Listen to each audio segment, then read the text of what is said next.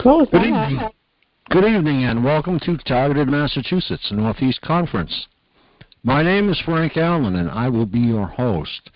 The views and opinions expressed on Targeted Massachusetts are not necessarily the views of myself nor Targeted Massachusetts. Thank you, and we're off to a roaring Friday night. No guests tonight, open mic. Anybody who would like to speak. We are at 15 right now, but I'm sure in a few minutes we'll be well over 20 and on our way up.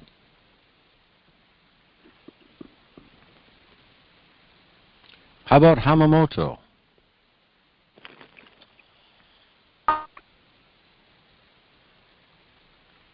Okay, I'm checking out. Hi, Richard. How you doing? I'm hanging in there. I hope you are. And doing the best we can. You know, we need to be doing better than we are, but at a level where I can tolerate and try to make some headway, and certainly hope we do that really soon. Yeah, for sure. Hi, name, Ann, Eiffel, DeSoros, Jordan, David, Sets, Alabama, Anonymous, Dr. Farhana, I think, Kevin, Reno, Nevada, Hamamoto, Roselle, Illinois, Versailles, Montana, Bev, and let me see who else we have. Mill, Holly Chick, 714. That's cute. Frank? Okay, we're looking at... Hi, go ahead. Hi, this is Keiko Hamamoto. I just wanted to say hi. I didn't mean to be rude. I don't know how to push these buttons and everything. Oh, that's okay. Yeah. No, thank you for saying hello. I just wanted to say hello. That's all. Okay, yeah, that's great. Thank you so much. I'd just like to say that we're looking at a potential problem here. I'm starting to see things ramp up everywhere. In Boston, actually in Maine, they're not permitting any travel from Massachusetts. In Boston, they're considering locking down the schools. They're considering a lot of things around Boston. So I think what is going to happen is this. I think before the first of the year, the states will voluntarily lock down without an executive order. So if they do that, it's going to be different than it was the last time. I think this time what they're going to do is lock it down. If you don't have the food, call them, they'll bring it to you. I swear that they're getting really serious this time. And this is a virulent strain, I guess, that we have this time. It's not the same strain that came out to begin with. Of course, this is probably, or possibly, another game to lock the country down. But President Biden swears that he has been advised to lock the country down. Go ahead. He's not the president. I'm calling him president. Yeah, I'm not calling him president. I'm for Trump, okay? So, Trump all the way. Criminal. Don't even give him the title of president. No, he even opened the office of president-elect, which will probably exist anywhere. He made that up. Yeah, exactly. Yeah, he did, exactly. Sandbox that he just opened up. Great. Yep. No, he's an ass, and there are all a bunch of crooks. They were behind all of the rioting. most of the rioting would have been peaceful, okay? They are the ones who brought in the extreme left. And I have never seen the Democratic Party like this in my life. It's like a bunch of rabid dogs. They are. They've really gone off the deep end this time. And like I say, in my lifetime, I've never seen a partisan movement such as this. There is no bipartisan work to be done because it will not be done by the Dems and the Republicans because they don't see eye to eye and the Democrats just don't want to.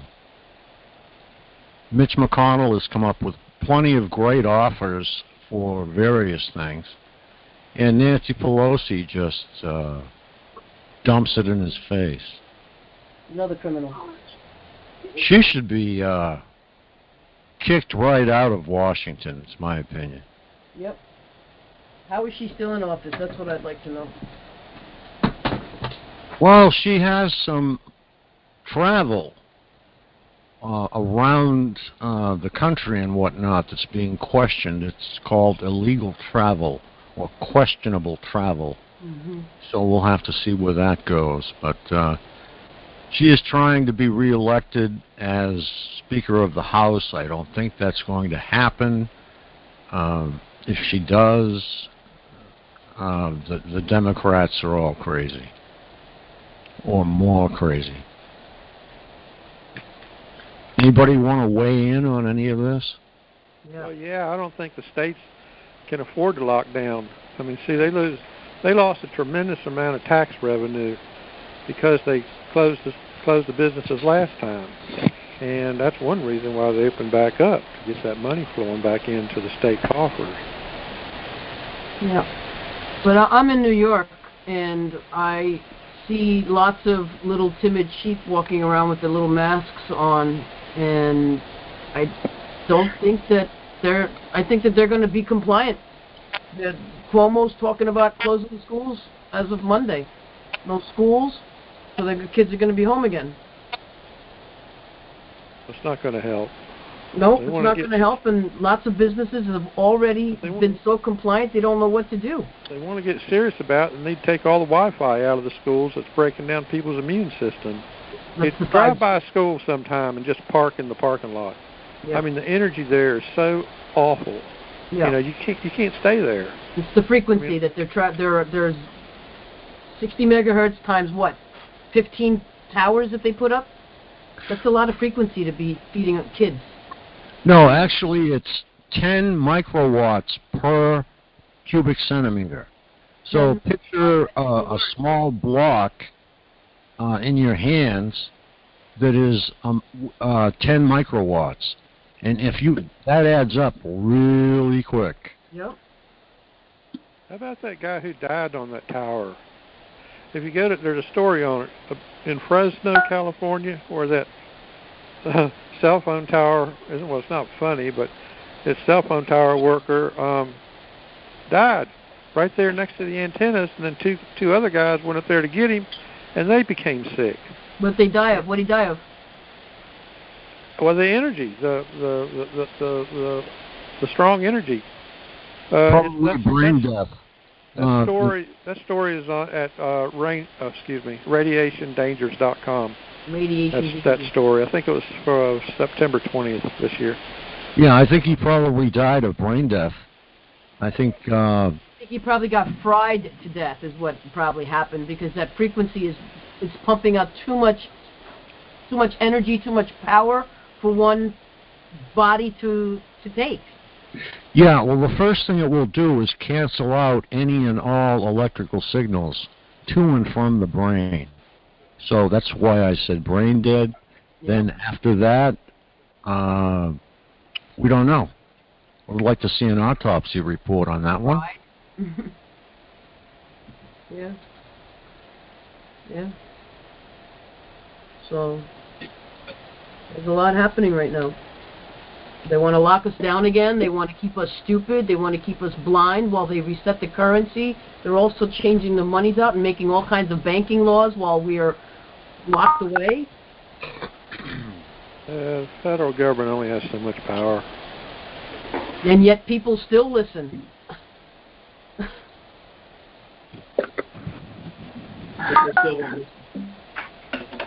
Well, President Trump should actually, there's a lot going on behind the scenes. I think what President Trump wants is another shot at the election. And I think he'll get it if he pushes the right buttons. And if not, I heard that he wants to run again in 4 years up against Mr. Biden and get in that way. But the place Mr. Biden's going is to Gitmo. Yeah. Well, I think it's come back on Trump. I think because, spiritually speaking, because he did not go after these guys when he had a chance. You know, when they were guilty of trying to entrap him or surveil him or get him in trouble. He did. He should have done something about it. Instead, in a way, it's come back on him because he didn't do anything about it. That's my opinion about it. That was the opportunity to put him down, and he didn't follow through. He actually kind of joined in with them. You know, don't want to see it's actually up to DOJ to prosecute. If DOJ feels they have enough evidence, they will prosecute. And I believe they have prosecuted in some cases. In fact, I know they have. And there are still many sealed indictments that have not been opened yet. So I don't know what's going to happen to those. We should inquire, as those could be involved with our targeting. Yeah. Well, the contact tracing is definitely involved with the targeting.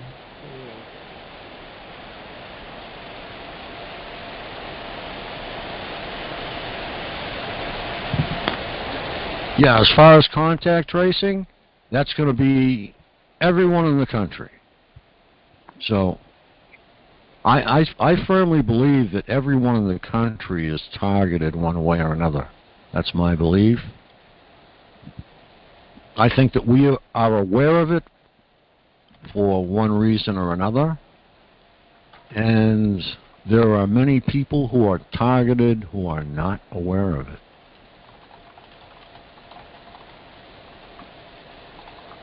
They might be just surveilled and maybe fMRI is used on them.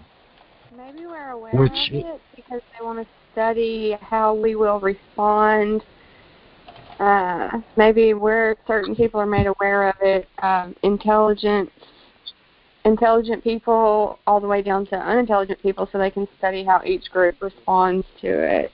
I don't get none of that. I am persecuted, period. This ain't got nothing to do with no testing or no how I'm going to respond. They just try to shut me down like a lot of other people. Yeah, they try to shut me down too. I researched where they use the targeted people as bait for the surrounding gang stalkers and other people in your environment because they would rather have the large group around the target to guinea pig or use instead of just the one person. So I heard they use the targets also as bait to get the rest around them. Yeah, that makes a lot of sense. And then probably the harassers are targeted and don't even realize, that they're being... Yeah. I believe that. That might call this mean, but I feel like it's kind of ironic and funny sometimes that the people that are trying to hurt the target don't know they're actually being guinea pigged or whatever you want to call it and used at the same time. And they're trying to hurt someone, and it's happening to them at the same time, whether they know it or not. Yep, you get what you give. That's not you being mean. That's the way it goes. I think it's ironic and sometimes funny that people that intentionally try to hurt someone, it happens to them, and it's happening to them while they don't even know it, you know. Yeah. I would rather be aware than not, I think. Yeah. Sorry to interrupt everybody. This is Stella from Massachusetts.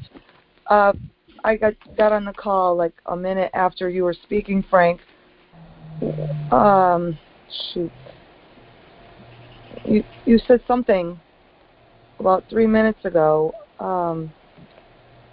that everybody was involved. I thought that, in know. fact, everybody was targeted. No, Rick, you said something before that. I'm sorry. Okay. I don't remember what you were saying at all, because you just said it, and then I just got on, so I don't know if that helps. Well, we were talking about contact tracing. Oh, that's what it is. Yeah, what is that, please? Contact tracing is when they give you an injection, they also give you a tag or a chip, if you will, and your injection is monitored, and who you come in contact with is monitored. That's why they call it contact tracing. It's actually contact and tracing. If you talk to your girlfriend and she has COVID or tests positive for COVID, they will get in touch with you and put you under some kind of quarantine.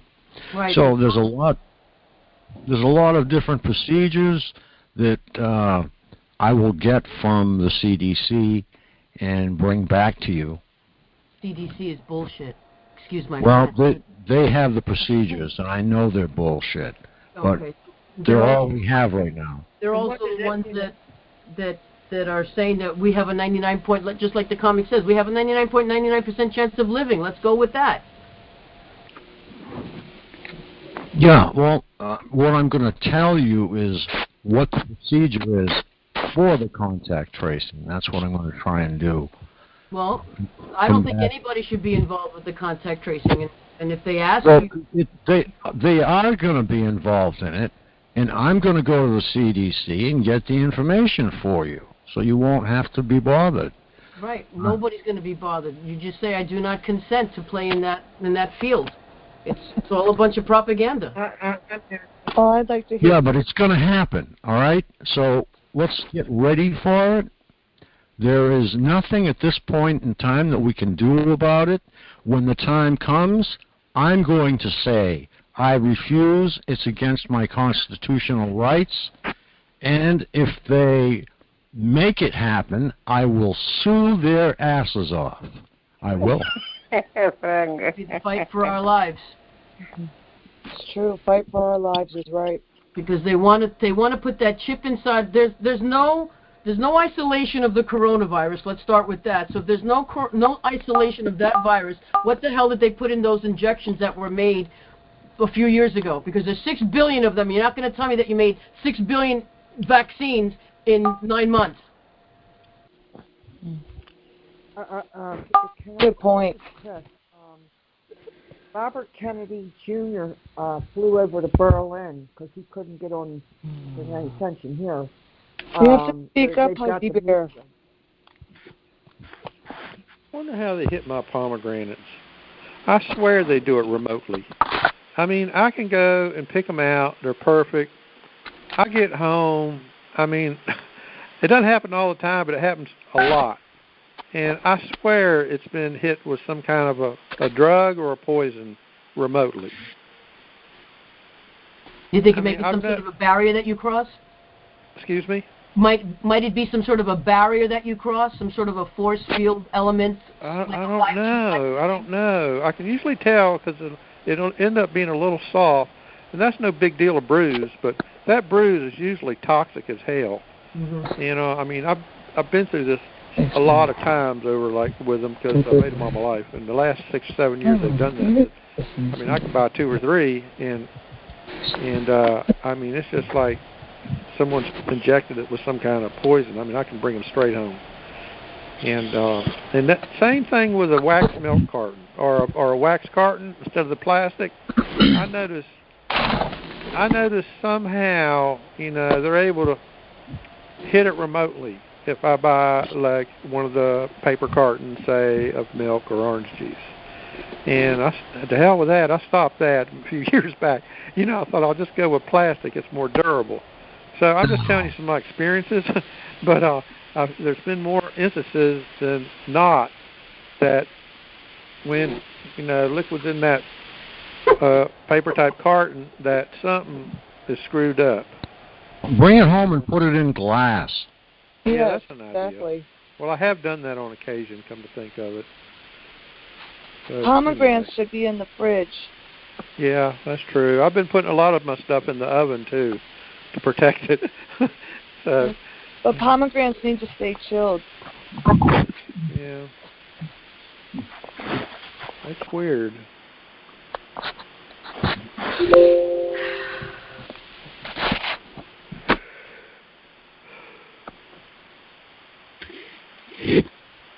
When will this insanity end? This insanity, I don't believe, will end until everything comes to light. And when the towers come down. Well, let's go over something really quick. The towers, cell towers, have been around a very short time compared to the amount of time the targeting has been around. So we have to put that in there, too. But it escalated terrifically after they started putting them up. I mean, I remember it distinctly around 2001 through 2004. Okay. It just really got real bad. What else went up then? Satellites. Yep. Musk put up 42,000 satellites. 42,000. And they got another shipment going up tomorrow. Well, he was supposed to only put 20,000 up. That's what I thought. And apparently, he's got 42,000. I just read it. I couldn't believe it. But 42,000 there. And then we have military satellites that we don't know about. And the number of military satellites is supposedly very small until they found out that China could actually shoot down a satellite. So the whole idea was there are safety in numbers. So if one satellite is shot down, the information that satellite handled is on another. So, and so forth. So what is the satellite's energy source? I mean, does it just get sun. up there and because it's far away from gravity, it can just kind of float around at will? I mean, or does it have solar grids? Or, I mean, how in the hell do they... As far as power, the electrical power, it's got batteries and it's got solar to charge. So it's going to have approximately half the Earth's rotation in sunlight all the time. So, as far as to keep it in orbit, it has small thrusters. Now, they do go up and service these, but the ones that Musk are putting up are built in such a way as when they become damaged, I'll just let them go away and replace them. So we're going to have some space junk up there like you read about. To me, it's all space junk. I'd rather go back to the 50s before the first one went up, I swear. Yeah, I think these are the Falcon satellites. I actually did a little digging around with Kevin, by the way. So I did a little digging around about Neuralink because of my implant, and it just, Starlink is Elon Musk as well, and that's basically linked to satellites and 5G. And I guess if you go into SpaceX, which is another Elon Musk company, you can actually go through the different satellites, and yeah, they're Starlink. Yeah, Starlink is what they are. Well, Starlink, but they also break them down into like different names for which satellite can do certain things. And this is Falcon is the SpaceX launch for the launch vehicle that took them there.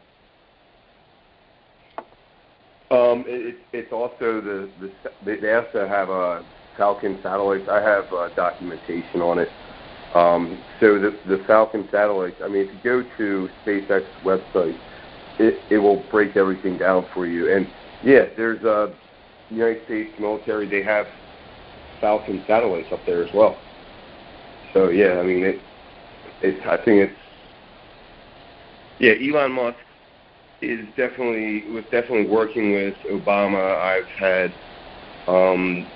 I've pulled up a ton of pictures of Elon Musk with Barack Obama, and I'm like, oh, well, there you go. That's just basically set up the little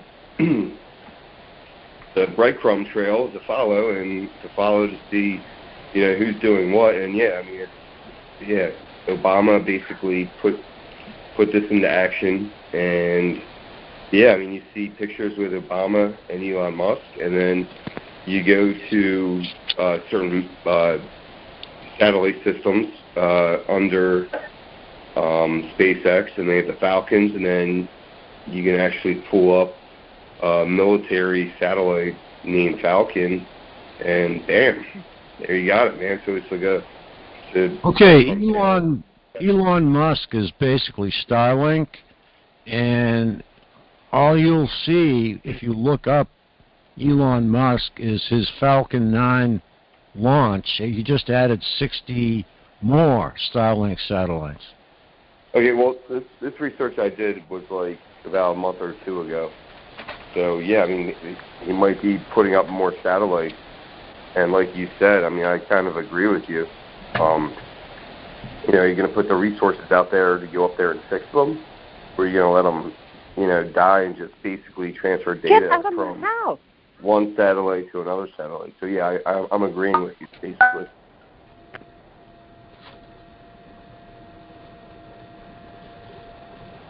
Yeah, he wants to blanket the planet so that I don't know if you've used that web-based program called inthesky.org. It's in_the_sky.org. You'll see all the satellites that are up above you. When you get to the site, hit spacecraft. It's up at the top, and you'll get a large map of all the satellites that are overhead.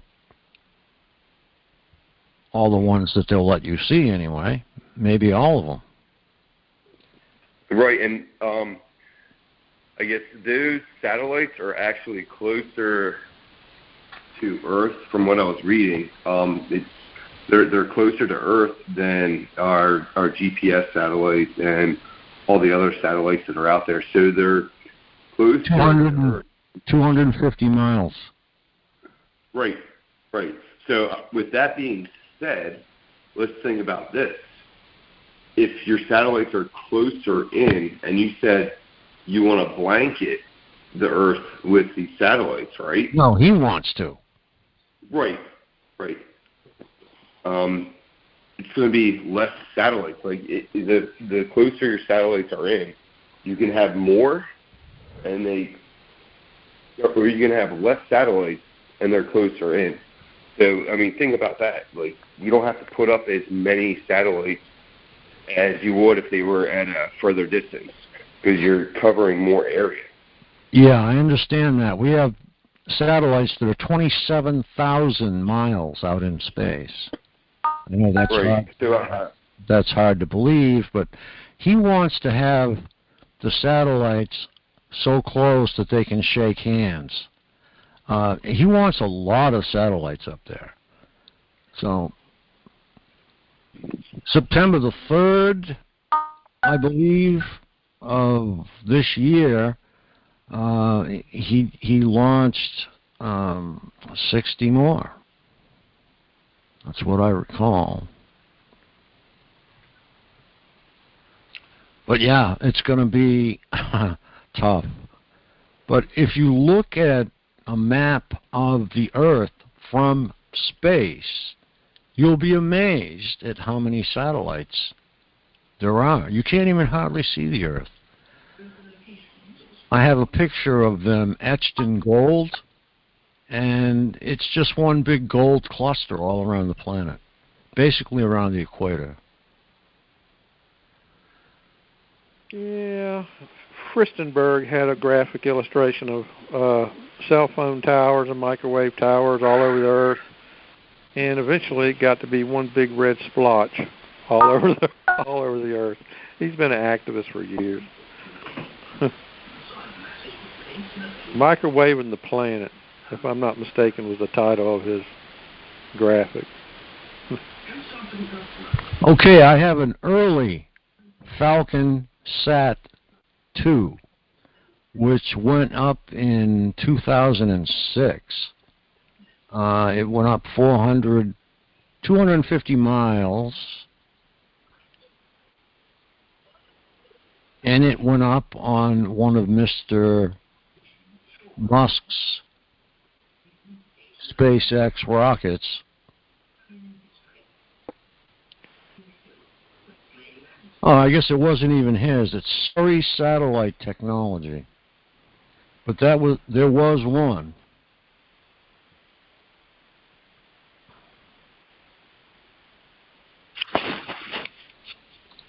I figured I'd try pulling it up to see if I could find it, because I know... a website where you could see which ones were passing over. Yeah, in the sky. Yeah. Well, there's another one. I can't remember the name of that site now. It's been a long time ago.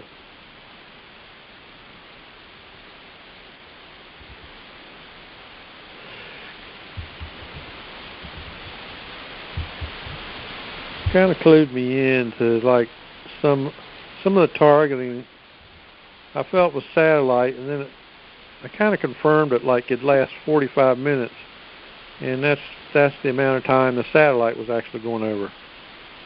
So never. I can't reach that site. Clued me into that targeting aspect.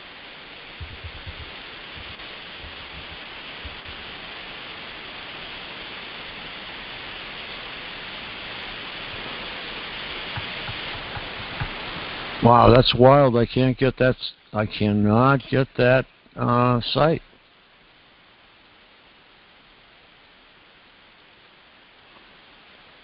Well, there's bound to be some out there. Google satellite tracking websites or something. Tracking satellite. Oh, I'll find it. That's probably the best one, because it's got some detail. It tells you the name of the satellite, and you can follow its path and see which ones are directly overhead. But they give limited information on the military satellites. I noticed this website that I used to look at. Yeah, this will say MIL. Yeah. I just put a link in the chat. Frank, this is Jesse. Yeah. And it's in the sky. It's in-the-sky.org. Thank you. Yeah, you can see what you're... Yep, I had underscore. I'm sorry.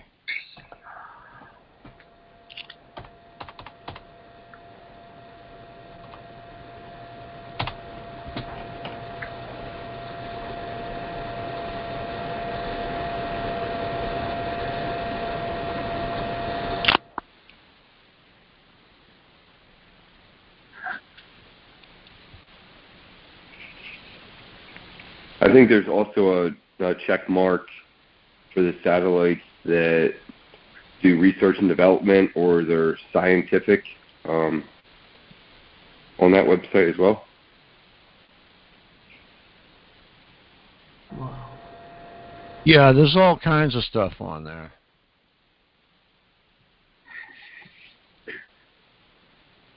Where do you go to get a look at the sky? He just came up with that. Let me see. InTheSky.org and in-the-sky.org.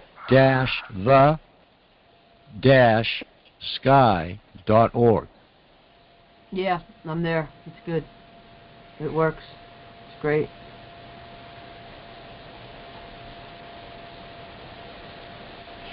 Yeah, so it's what I've been seeing is when TIs are actually going through some of these attacks, they actually pull that up and they actually document the actual satellites that are right above them, because you can put in your location or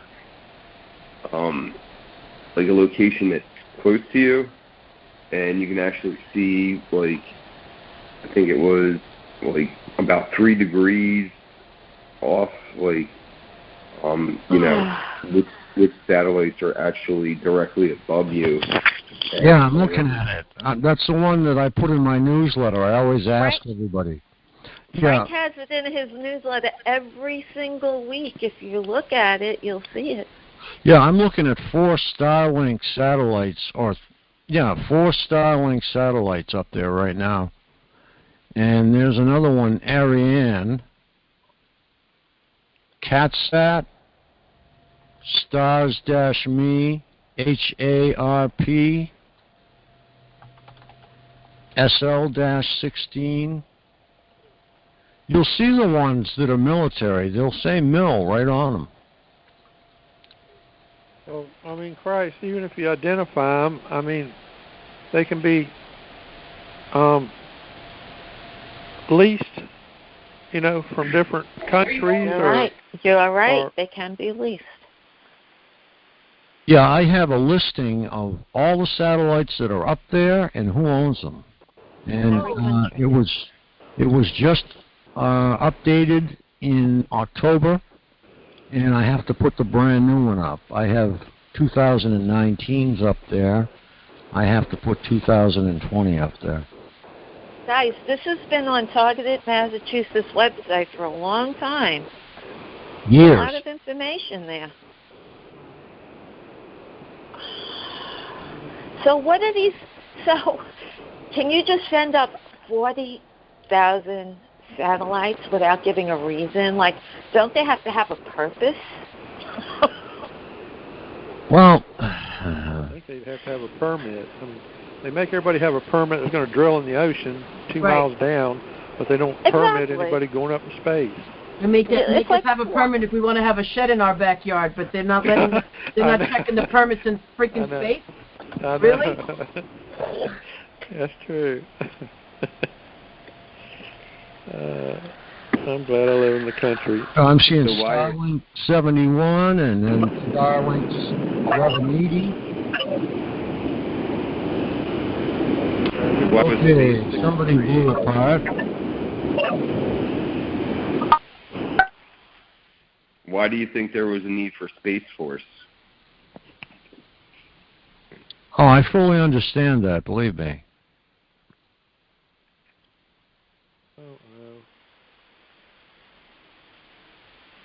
The final frontier. We must be there first. Well, I think Mr. Musk has like carte blanche with the FCC, which are useless anyway.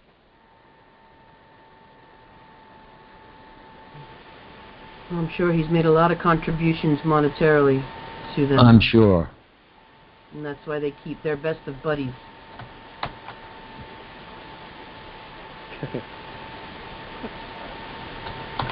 I was out there. Where's that beach right off of near Cape Canaveral? Cocoa Beach, I think it was. You're right. They were going to send a satellite up. It was a big deal, and then so this guy was in this flowered shirt, and he had this big old camera, and he's kind of staring at me a little bit, and I was a little bit paranoid anyway. I'm a victim of this crap, and but when I look back, I'm thinking maybe he was some kind of an agent trying to keep the area clear or keep it under surveillance or whatever. Said he was taking pictures of a surfer, and I don't believe him, but it got real weird around there. And anytime they start shooting up satellites, it's like they got boats offshore looking at everything and all that stuff.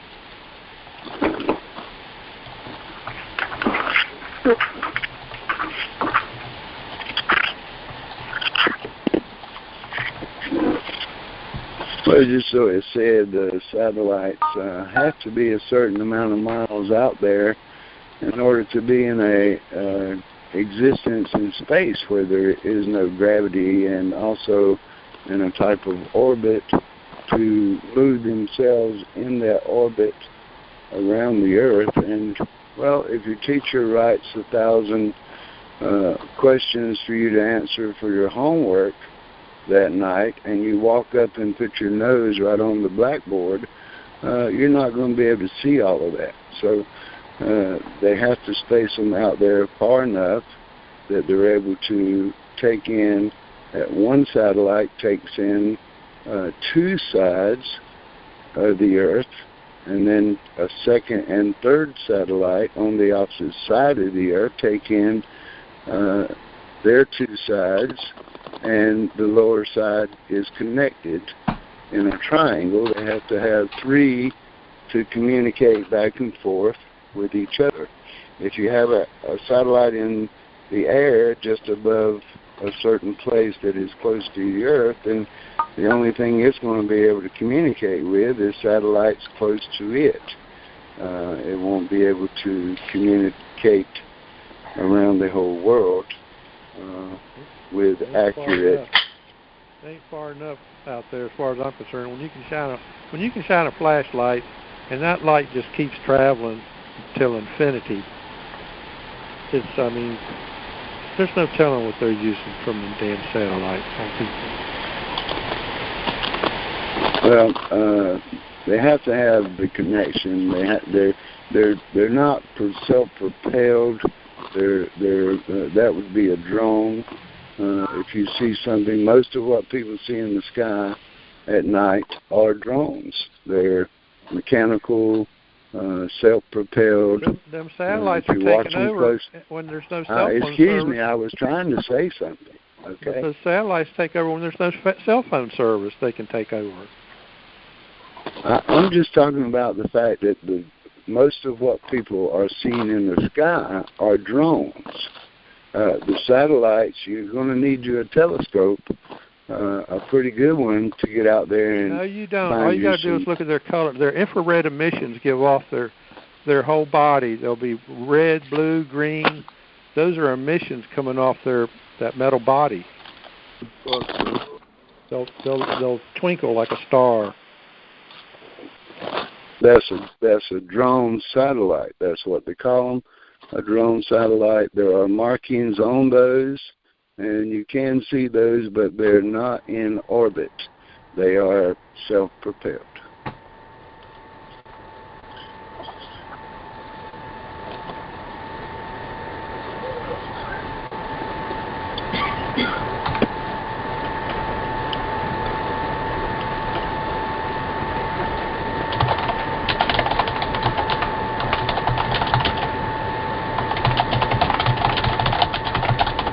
But anyway, this is the part of the show that kind of really makes me sad, because if you drawed down every satellite there was to the ground, destroyed it, every cell tower there was to the ground and destroyed it, every cell phone and Wi-Fi and 5G and destroyed all of those, it's still not going to do anything to the stalkers and the drugs and the chemicals and the boots on the ground. So we have to be concerned about it all, complete, one whole set. Yeah, but they can't take direction if the big bosses aren't making the money. It would interrupt. You're absolutely right, and it would probably interrupt us as much. Yeah. But, just while I was sitting here listening to you guys a while ago, a couple of the neighbors' dogs came up in the yard and went to barking and raising Cain. They always come through to clean out the kitty bowls for me at night, and so I have to refeed them every day. But there was somebody in the yard, in the trees, in the dark, and he didn't come in on a satellite or a tower or anything else. And just saying,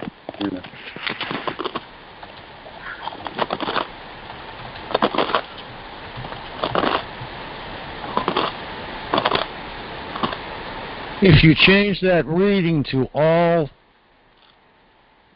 craft illuminated by the sun, you'll get an eye-opener.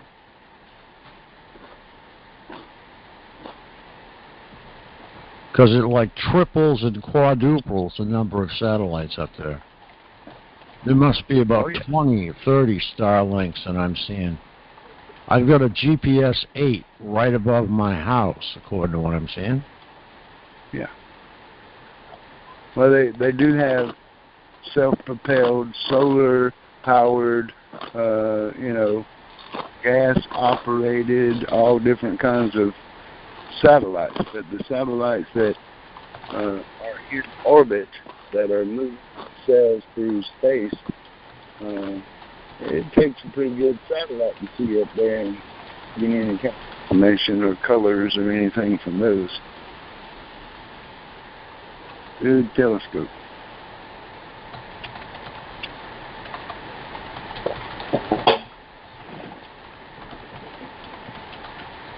I got one that's about 6 foot, about 7 inches to 8 inches around, and has 3 different sections of levels of length.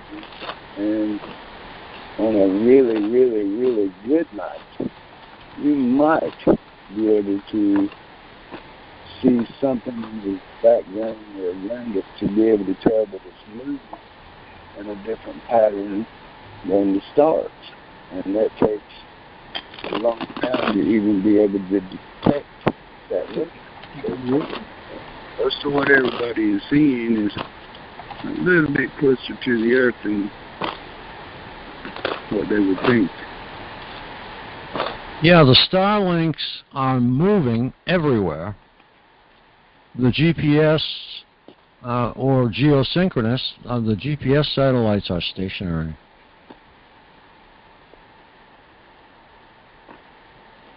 Good evening. Good evening.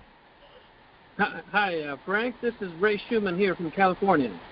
Hi, Ray. I was just looking at an email that one of your supporters sent me, and your video was actually on my queue to be played. Well, that's great news, Frank. That's exactly what I was wanted to tell you about. So I guess the timing is good. Yeah.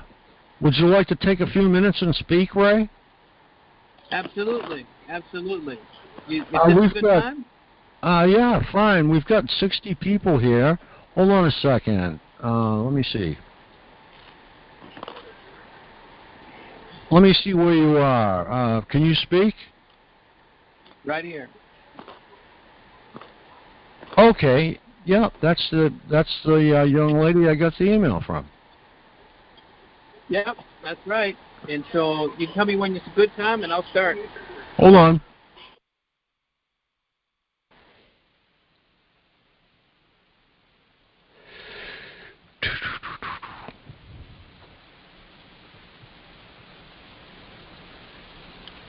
I'll have to find you here. It might take us. Yeah, I've got you.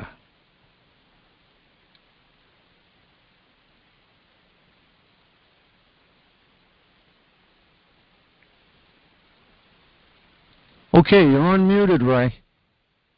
Yes, good evening. Ray Schuman here, an attorney from California. I think it's a great coincidence that I thought to call into your show tonight, and it looks like you were at the same time looking at an email from somebody that I'm working with on something that'll be very interesting to your community, and I should really say to our community, and that is Implant. Yeah, I'm going to post that video on our site, so that was my next move. So go ahead, sir. Well, thank you for having me on. I really appreciate it. And what this is about here is I've been investigating this matter for some months now, along with other issues that revolve around civil rights. And implant harassment is one of those things that Nils Melzer talked about recently for the United Nations. Now, a lot of people are disappointed that Nils Melzer's ultimate report wasn't exactly, let's say, a barn burner or anything of the kind. But what's important about this is that people are starting to take notice. And what I do is, well, I'm a lawyer. You know, I'm not really a speech giver or a marketer, definitely not a marketer. But I do like to prove things in court. And what I found out is a case in Texas with a retired school teacher who was implanted against her will. She went in for a simple medical procedure, a cosmetic thing, and came out with two implants. And so I got to know about her through the efforts that I do online, where basically, and I don't do enough of this, but I'll, hear about an issue and I'll try to put in as much attention to it as I can. But she got back in touch with me and told me about her plight. These implants were put into her head and were high-tech, and they made her ill. And so what she did was to get the basic run of these things is you have to figure out whether they're where they are, because they're not exactly obvious. They're small, especially the new ones. But she was feeling ill, and she went and got it checked out. And the sequence, long story short, is she had it removed surgically by an MD, a surgeon. Now, once it's removed, you can have it tested. You can have it analyzed.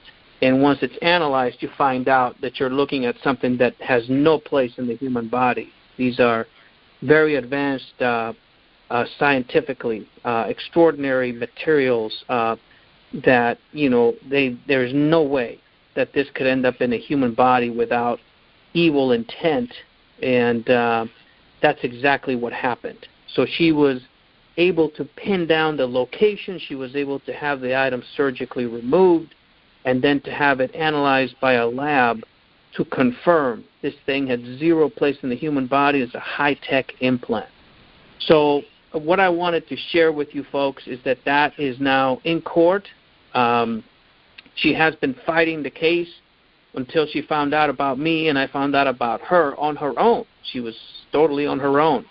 But now we're working together. Okay, and the case is on. It's in Texas, state court. And Texas is one of those few states that doesn't have any comprehensive legal framework for this. This is the kind of thing that has caught legislators by surprise in many states. They just don't even think about it.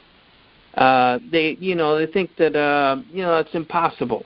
In fact, most of these legislative research committees and most of the sort of legislative, they call these advisories. When they want to pass a law, they'll go to their lawyers and their researchers, and they'll ask the question, is this really a problem that we need a law for?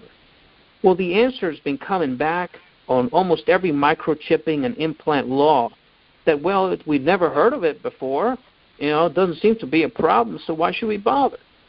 Well, I think that the community here, and I certainly and many other professionals that are starting to step up know the answer to that. It is a very real problem. It is devastating, and it has mushroomed. The technology has become so small that it is almost impossible to detect in some cases. So the problem is real and it's alive, and we need to change things. We need to make the law. We need to fight these battles in court. We need to put everything we got into these things because nobody else is going to do it for us. It's too much money on the other side. They just basically tamp it down. If you go and look at the Legislative Research Services, they come back every time. Oh, we don't think that's a problem. They just joke about it. Oh, how could you get a microchip in your head? Well, everybody knows these things are small. They're being injected now. They're so small, and they're a profit-making enterprise. You can control people better than you could control them with drugs. You can turn them into a meat puppet, basically. So we know they're going to be used criminally, and it is naive and a disservice and a breach of our trust and a breach of our word that every lawyer gives. We all take an oath to defend the law, and to not pursue these things is a breach of all those things. So right. I just wanted to share with you, we're in that fight. Okay, you can go to YouTube. It's the little video I put up. It's called Fighting Implant Harassment in Court, and that's in YouTube. And Ray Schuman, my name, RaySchumann, and Fighting Implant Harassment. You can look for videos on YouTube. You would find that. You can also go to my blog, which is The Legal Coop, TheLegalCoop.wordpress.com. And so that's the work that is being done. The battle is ongoing. We faced a motion to dismiss just last week. We were struggling, putting together this thing on a shoestring. And the retired school teacher who has really suffered grievously under this, like many other implant victims, is standing up to these guys. And I'm standing next to her, and we're asking for your help. And I don't mean it. I mean for every person who would just give $5, it would mean the world to us. So she's put up a GoFundMe campaign, and you can go in there and literally give $5 and just show that you're standing up for these people, that they won't pick them out one at a time silently. They won't just implant people and then everybody else turns their back and abandons them. Not everybody's going to be like that, and I hope everyone here is going to turn down that opportunity to just basically ignore that plight. And so I'm asking for your support. The GoFundMe is on that YouTube video, and that YouTube video, again, you can find it if you look for my name, Ray Schuman, Fighting Implant Harassment, and then you'll find that. So thank you, Frank, we for have this some questions. We have some questions for you. Shoot. First question. Okay, it's coming from Bobby. Go ahead, Bobby.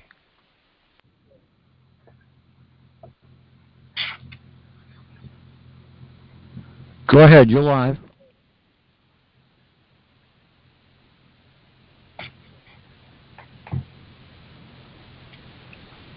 Okay, Bobby, would you like me to come back to you?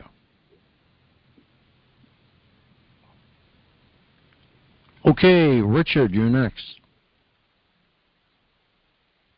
Go ahead, Rick. Hi, Mr. Schuman. Thanks for coming in.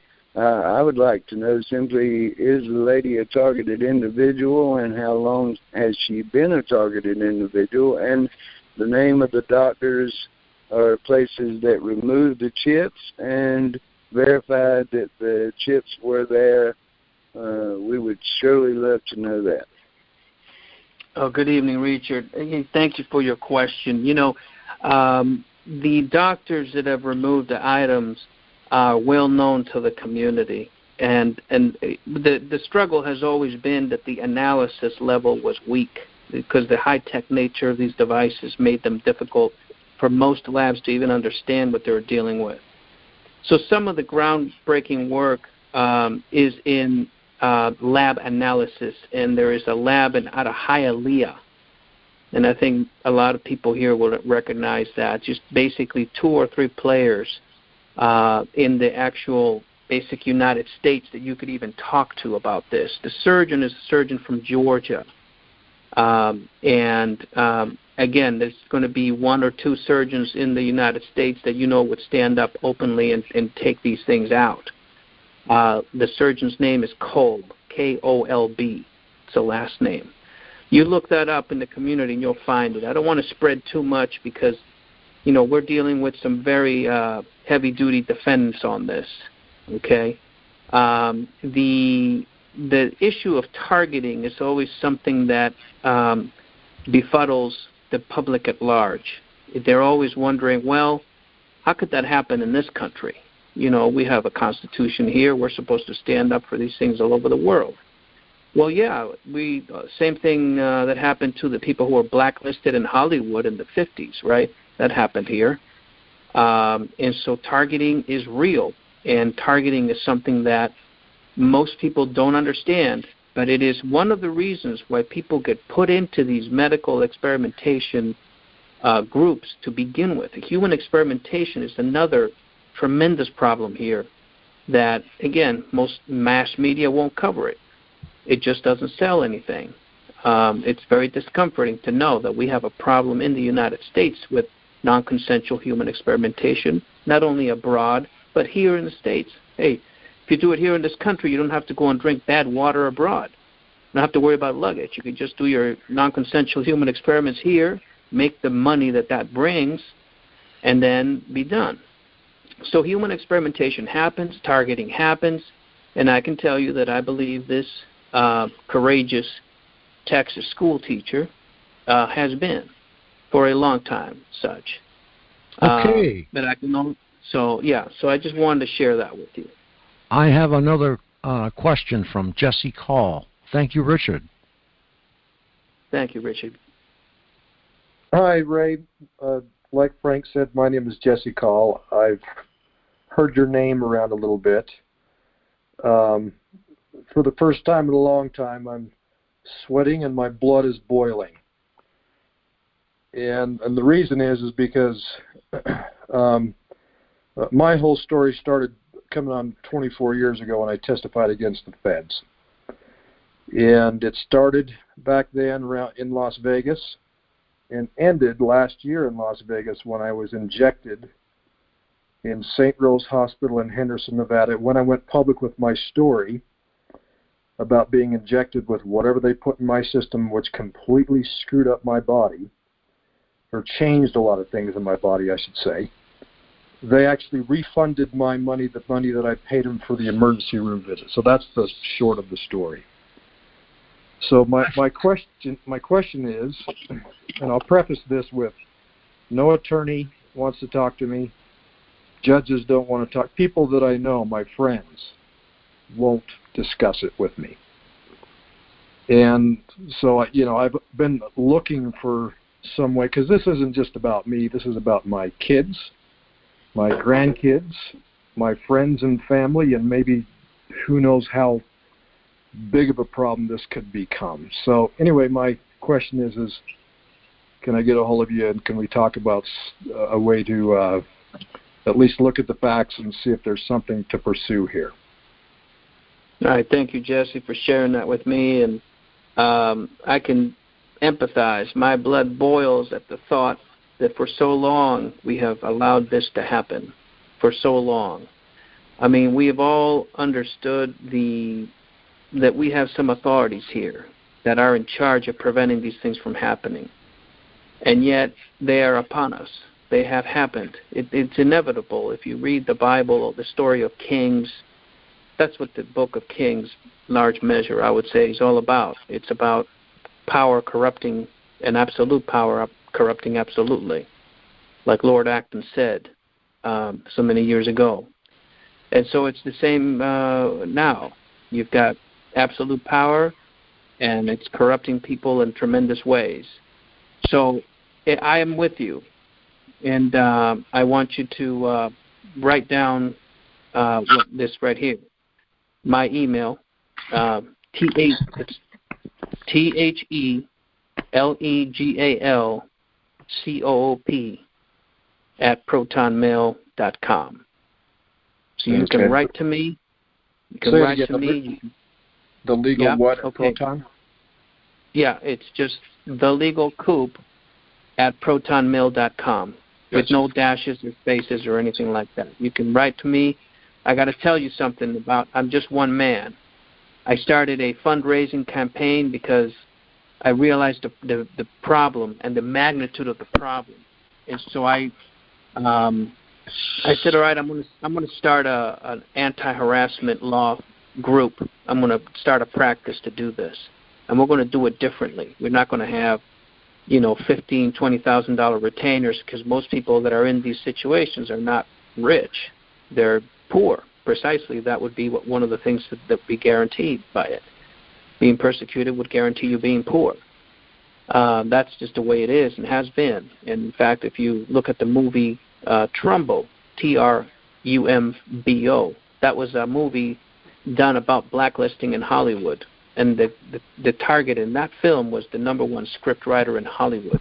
They targeted the number one scriptwriter in Hollywood and took him down and made him run to Mexico.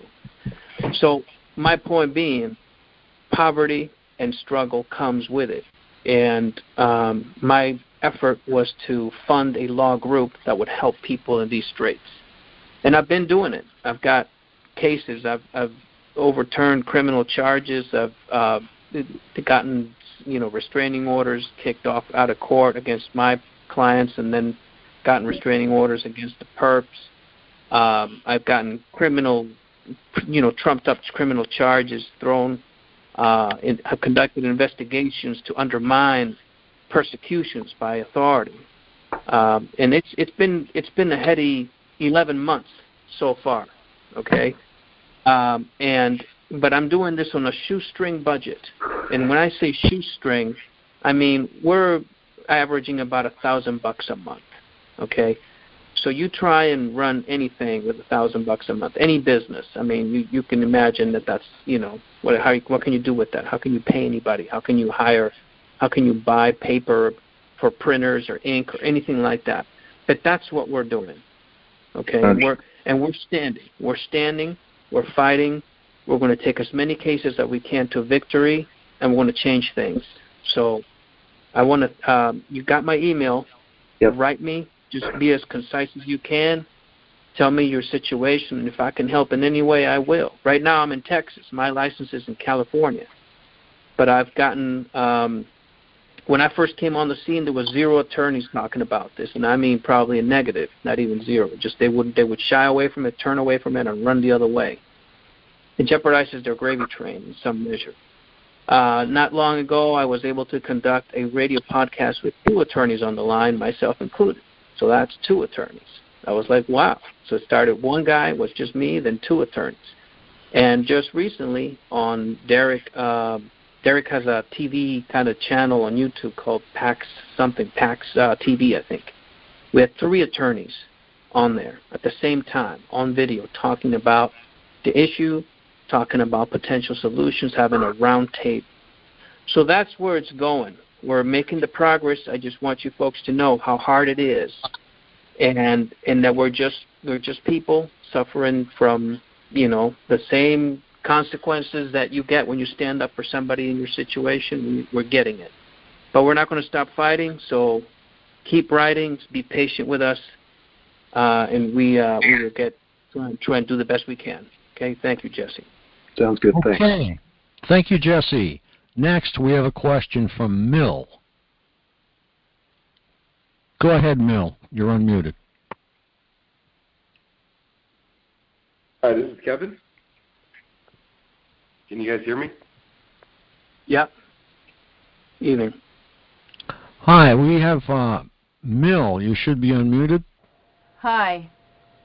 Okay, so my question is, my heart goes out to this poor teacher, and I will definitely go to the GoFundMe page when we're done here.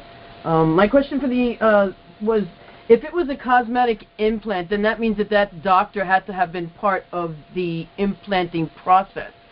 So does she think that she was targeted by the doctor, or did somebody pay the doctor to get at her? Hi, Mel. Thank you for your question. Yeah, go to the GoFundMe. Drop $5 if you can. I just want you to uplift her spirits. Absolutely. So she's, watch the video, and you have no idea how you can touch the heart of somebody, and join in that fight. Join in it. Fight it together.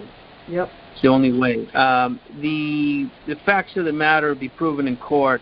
That's their job, is to find the facts. But I can tell you that we intend to prove that she was non-consensually implanted by a procedure that's not even supposed to require contact. In other words, cosmetic types of things that there's just no way you could expect an implant remaining.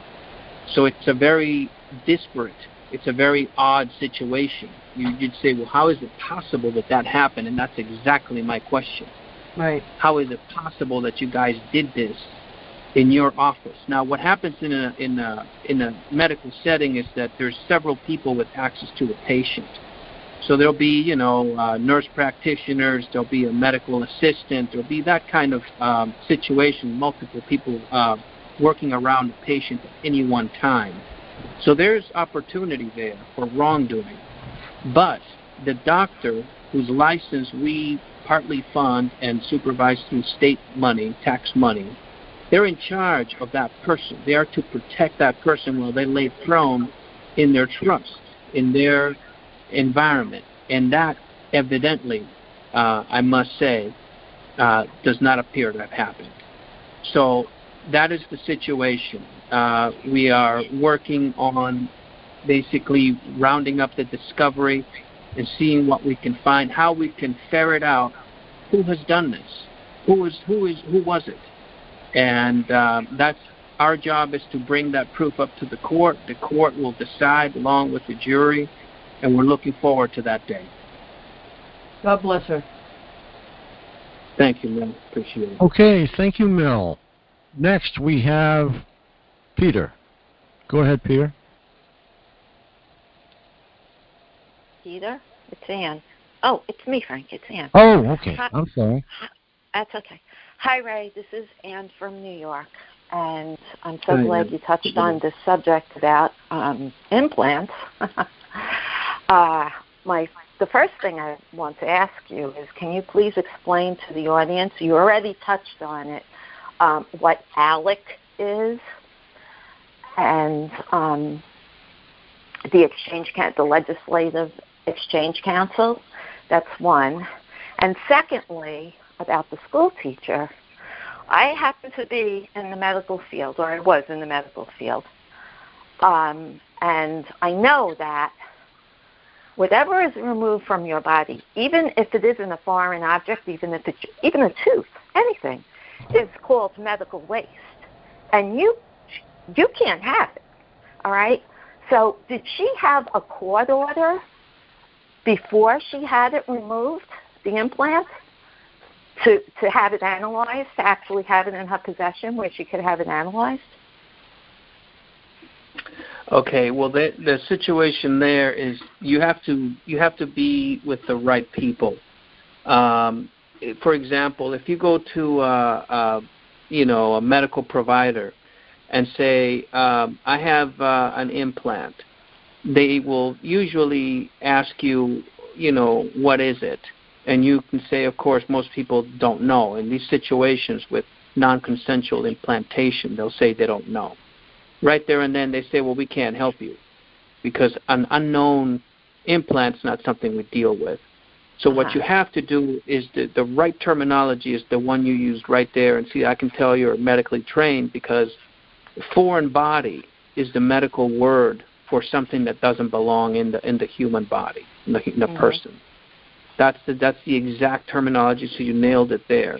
So what you have to establish is that there is a foreign body, okay? And that is the purview of your physician. You have to be able to trust your physician. They have to be able to trust you. If somebody were to go up to an MD who doesn't have very much time in the day, who's busy with patients, and start spewing something about, a potential something that might be something else, the doctors usually just turn a deaf ear because they don't want to deal with uncertainties. However, if you approach it from the standpoint of there is a foreign implant in this site, and it is painful to me, and it is bothering me, they will then proceed to try and diagnose it. If the doctor diagnoses it and finds that there is something there, something likely a foreign body, then you can have an attempt to remove it, and that requires a surgeon. So your doctor might be an internist or a pathologist. But then the surgeon would be the one that you would get a referral to remove it. And again, the referral would just be foreign body removal. It doesn't talk about implants or high technology or anything. All they know at that point is it's a foreign body potentially at this site. So medically, that's exactly the sequence that you go through. You don't need a medical order or a court order other than a referral to a capable surgeon to have a foreign body removed. But in the very first place, you have to have some diagnosis from some physician that says there is a likelihood of a foreign body in this place. And that requires either imaging, meaning MRIs or X-rays. Exactly. So you have to have that prep work. And what I said is, keep it simple, come up with the evidence to prove that something's there, and then approach the physician with the foreign body question. How can this be removed? But how did she get it in her possession? Because it's then medical waste, and it is not yours, even if it's a piece of your own body. I mean, if it was a tumor, it would be called medical waste, and she wouldn't be able to get possession of it. Well, so you have what to I'm go asking to is, would she have a court order before so she could have had it analyzed? Okay. No. You don't need a court order if you have a physician that understands the situation. Okay, that you need. There is a follow-up to that procedure because you want to find out what that is. Obviously, except that most doctors are going to say, well, do the surgery. You get out of your anesthesia or whatever, or sedation, and then you're shipped off to another room and everything's thrown away in a container. That's the scenario that you've probably seen 100 times or more. Yeah. Right? Yeah. Yeah. So that's the scenario that you don't want because you want to be with a doctor that you explained, by the way, we need to follow up on that foreign body. We have to have it analyzed. We have to have it looked at because it is important to find out for future care. And so that is how it would be approached. And that's something you have to do before you go in for the referral. You have to really ask that the items be preserved. There's a chain of custody surrounding these devices as well. It's sort of a tricky thing, but more or less you want to make sure that everyone that handles it is documented for obvious reasons at the end. Right. But that's how you approach it. Don't they have to be an officer of the court to make sure that there is continuity? They don't have to be, but they have to create documentation that is good enough for an officer of the court. In other words, they have to sign it, they have to describe, they have to number it, they have to carefully handle it. They have to have some kind of chain of custody with that is documented, which will later be examined by officers of the court, as probably will be in most cases, and in some chance in this particular case as well. So it's just a matter of telling these people, that's going to be important. It is going to determine responsibility for where it came from and future care. So it needs to be handled properly. That's why the right doctors that are careful and that document their work are critical, in my opinion. So that would have to be done before the surgery, actually. You would have to make sure of that, right? Yes. You have to get that in definitely place. Want to, you have to definitely insist on that being carefully done. Absolutely right. Okay. Thank you. Thank you, Ray.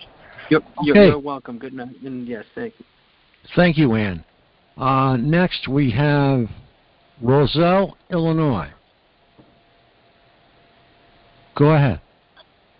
Hi, Ray. This is Bridget. I'm a TI, and I have a couple of questions, and then I will mute. First of all, I have heard that today the implants can be the size of a rice corn. But regarding the case, how did your client know that she has implants? First question.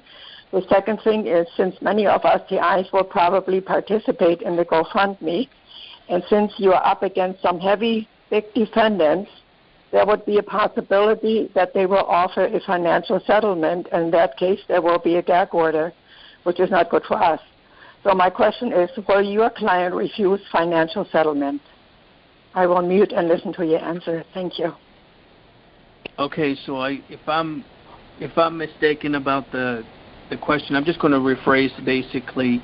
Sounds like you wanted to know about the size of the implant.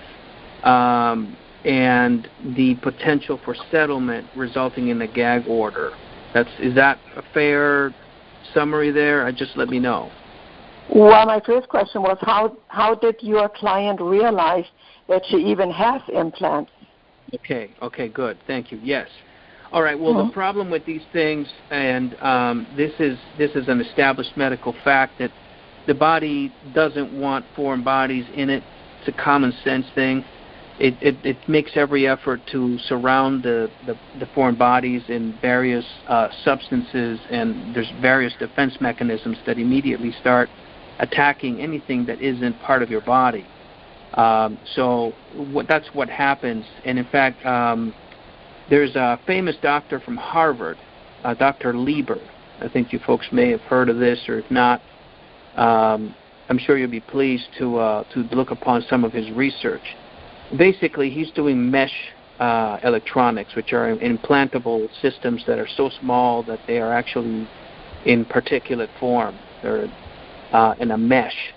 So anyway, Lieber's research is fascinating because one of the things that he addresses is obviously the rejection of the body was a real problem, because they would put these things in people, and initially they had power sources even. And so they would put them into people, and the body would attack it, obviously, predictably. And then the devices would break down and start leaking chemicals and toxic metals, and even the batteries would leak into the person who's unwitting. So what would happen, predictably, is they would either get very sick, or they would have external signs of the device breaking down. And the body would just keep on rejecting this thing until you would notice it. You would start to hurt, itch, you'd have inflammation, you'd have infections. And so Lieber's work centers on that. But what that shows us is that that's one of the things that they have been for years doing, is minimizing the rejection of the body.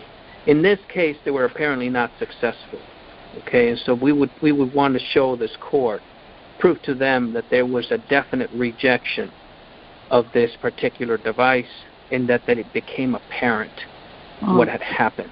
And that is ultimately the cause of it ending up in a referral for removal, which was done and then analyzed to be a foreign body. So that's the sequence there. The body rejects it sometimes in an obvious way.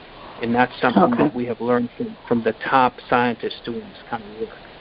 Now, the second part of your question is my work is dedicated to informing the public, and that's part of my mission.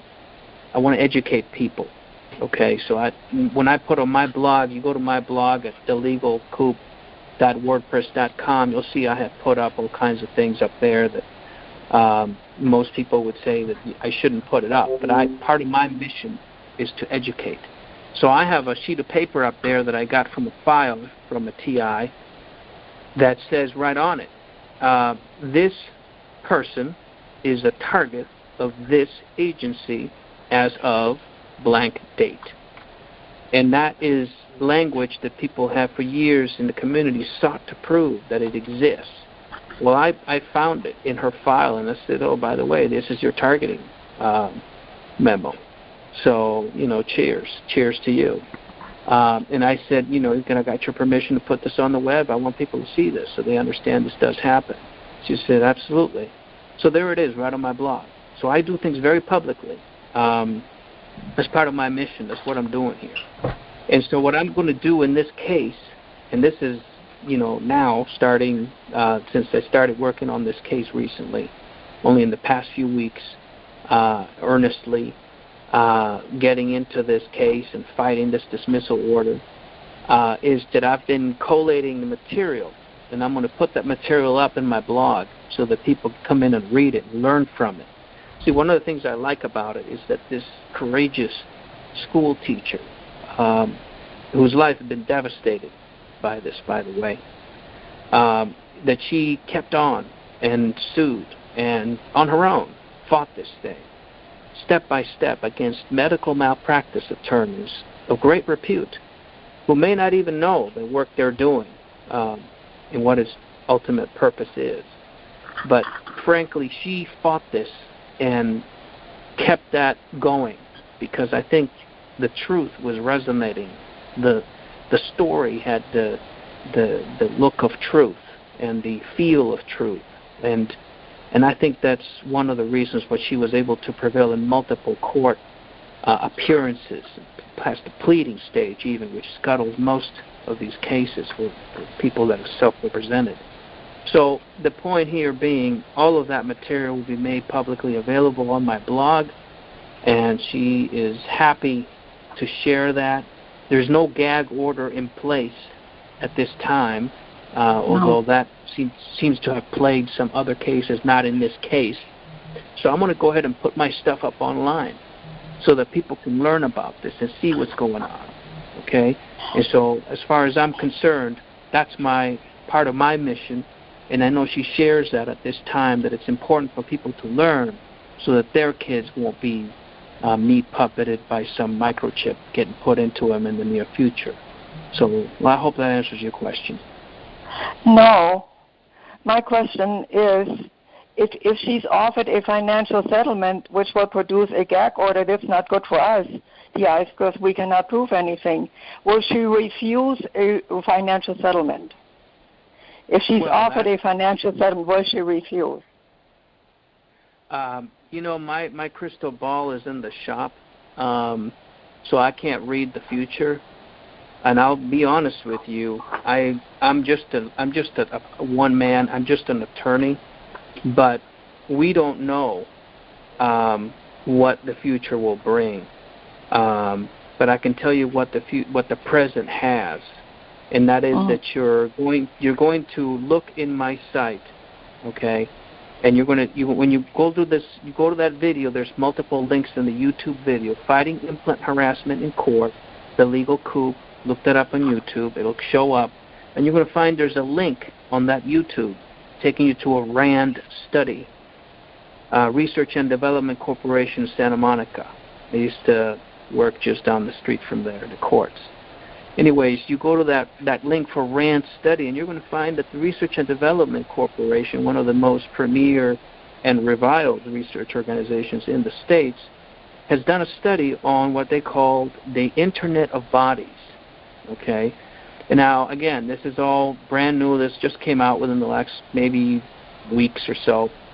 And they're talking about the risks and the drawbacks and the potential of this Internet of Bodies. Well, how are Internet of Bodies created? They're created by implants. So my YouTube video, which is live right now, and the plaintiff is sitting right next to me, and we're talking about implant harassment in court, fighting it, has a link to Research and Development and their study right below it. And me and this TI, this former school teacher, this courageous school teacher, want to make a new law in Texas. And that's something I discussed earlier in the evening. I don't know if you were here. But it's about Texas not having a law to protect people against this. It's the fight that we're waging, that there is no protection.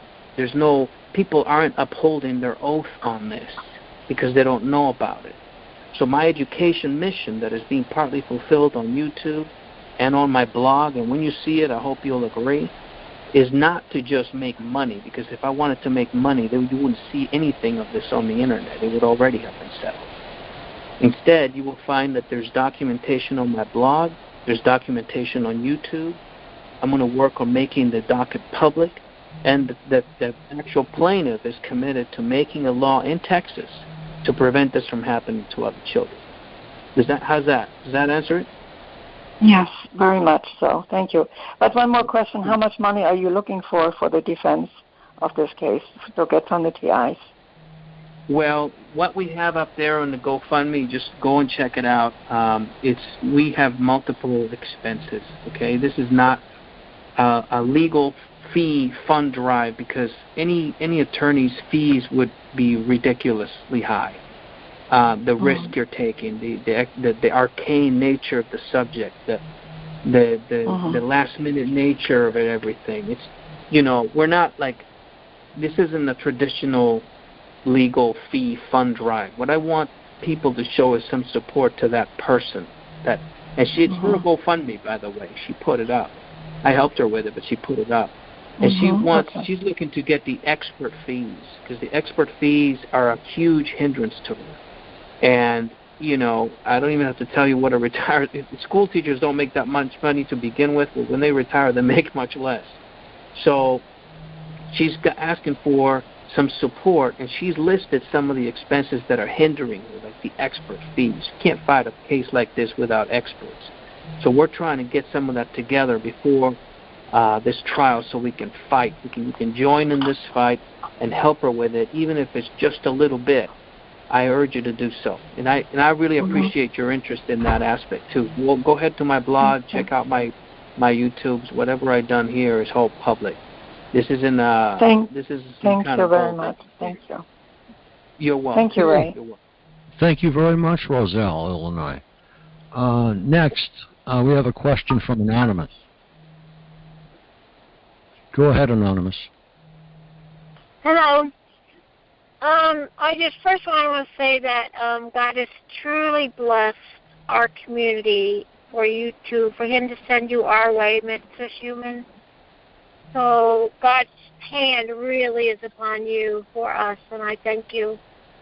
And the second is, I didn't know you had a blog. So how do we access your blog?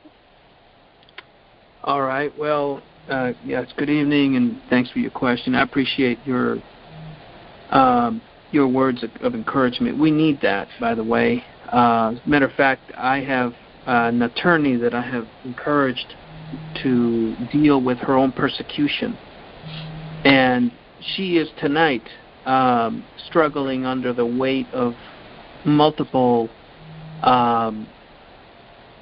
she's fighting this tremendous struggle. She's fighting these very experienced people who've got her kind of in an emotional corner. Anyway, she's come out for TI. She was one of the 3 lawyers that came out, and she needs those words tonight. So don't ever underestimate the value and the import of a good word, a positive comment like that. I really appreciate it. My blog, okay, that if you're ready, it's basically thelegalcoop.wordpress.com. So I'll spell that out: THELEGALCOOP.wordpress.com. And what I want you to do when you go there is to go to the latest updates, or it's the latest updates. It's a little thing you click on the right top side, and that takes you to some of the work that's being done, some social media campaigns that every once in a while I take on, and cases and materials. And that's just the start. There's a lot more that I haven't posted because, I'm practicing law. I'm not, exactly a marketer, or, I'm not the best at posting everything, but I'm going to get better, and I have a lot to share of all the good successes. I mean, we've liberated people. We've pulled people out of the fire. With people that came up to me and they were facing criminal charges, a restraining order, all of it from a cruel and mocking perp that literally would tell her, you want to suffer, and treating her like a dog, and enclosing her house in plastic sheeting and tarps, and to turn that around, to get the criminal charges dismissed, to get his freaking restraining order thrown out, to get him on a restraining order, and now to have him on the point of losing all of those pretty little shiny coins that they got. And I got to tell you something about this perp too. He said in court, after he had gotten ruled against him in one of his losses in court from us, he said he made a comment that was just precious. He said, "What do you mean, Your Honor? The police. Basically, the police told me to do this. I was just doing what the police told me to do." And I said, well, how can we just frame that? Because there he is losing in court, and he's pleading to the judge that the police had told him to do it. The kind of proof that people have wanted to hear and wanted to know this for years, right there in a public court. We have a transcript of that, by the way, and one of these days I'm going to post it. because he thought he was on the inside doing these kinds of cruel and despicable things to a 60-year-old woman, treating her like an animal, sexualizing her, cornering her, scaring her, terrorizing her in her home with him and his buddies. Well, guess what? The real police don't do that kind of work. The real police are doing good work out there. He was in with somebody maybe with a plastic badge or something, I don't know. But the bottom line is that that's the work we're doing. Some of it is on the blog, and so thanks for your words of encouragement on that. Appreciate it. Okay, Richard from North Carolina, go ahead. Yeah, I missed a question earlier, Frank. I just wondered if there was any mental labeling to the lady, and during the process of finding out about the chip and having it removed, when that labeling might have been placed. What did you say? What was the could you repeat that? I'm actually getting a little tired, I admit it, but go ahead, man, shoot. I'm sorry, Ray. We appreciate you coming in, and I was just asking about the mental labeling that may have been placed on the lady. Well, that's one of those things that is sort of part of this whole situation we're in. Public at large says, public implants, we don't know anything about that. Implants don't, they don't get placed into people, or, that's not an issue. And so, anybody who talks about the issue gets labeled a nutcase, fruitcake, imaginative, or just liar, right? So that's what we're working on, changing that whole system so that we understand, hey, we used to put manacles on people that were made out of iron, that were put around their hands. And we used to use, those kinds of things on animals too. And what was the point was to control, the urge to control. So now it turns out you can completely control somebody with a tiny little device. And this is something that the research and development study that I put on my YouTube talks about. Those little devices have now become not just to heal, but to hurt people and to control them and to commit crimes. It's become a war on a minuscule, very, very small scale. And for example, I'll give you one example. Dick Cheney went in for a pacemaker, years ago. And I wrote about this briefly on my blog. The pacemaker had this convenient wireless capability on it. Well, guess what? They eventually figured out, somebody can easily hack into that and kill the vice president from, 100 yards away with a few lines of code, without ever touching the man, without ever looking suspicious or having any large briefcase, just with their phone. And so they went ahead and took the vice president in real quick to have that taken out in 2007. So this is a live issue. It's not just the vice president that can be killed by one of these devices. It's any one of us. Any one of these tiny little devices can be fired into somebody, put into their food, and then cause them to be enslaved, cause them to be sick, and cause them to act against their will. So, yes, the problem is real, that people get labeled as nutcases, but that's just the ignorance part of it. So I'm dealing with that too. I'm just basically addressing it with an education campaign. That's basically what I do. And Frank's show right here, for example, is a part of that. It's like that's what he's been doing for a long time, and I got to give props to people that have been doing this kind of fight for a long time, because I know it takes a toll. So, you're podcasters, brave people, educating on this cutting-edge issue longer than I've been around. So my props go out to Frank as well tonight.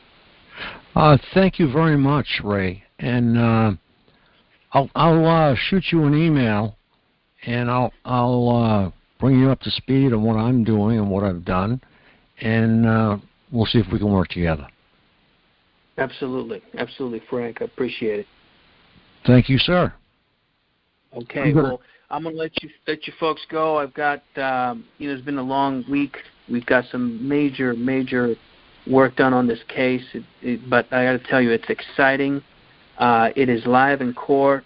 It has already gone through one appeal, one motion to dismiss, and we are fighting this thing. We're headed for a trial, a jury trial on this issue, and it's going to be great. So I want you guys to join on this fight. Put in as little, as much as you can, and watch the fireworks, because it's going to be good. Okay, that sounds fantastic, Ray. We'll be in touch. Right on, you folks. Right on. Have a great evening. Good night. Thank you, Ray. Okay.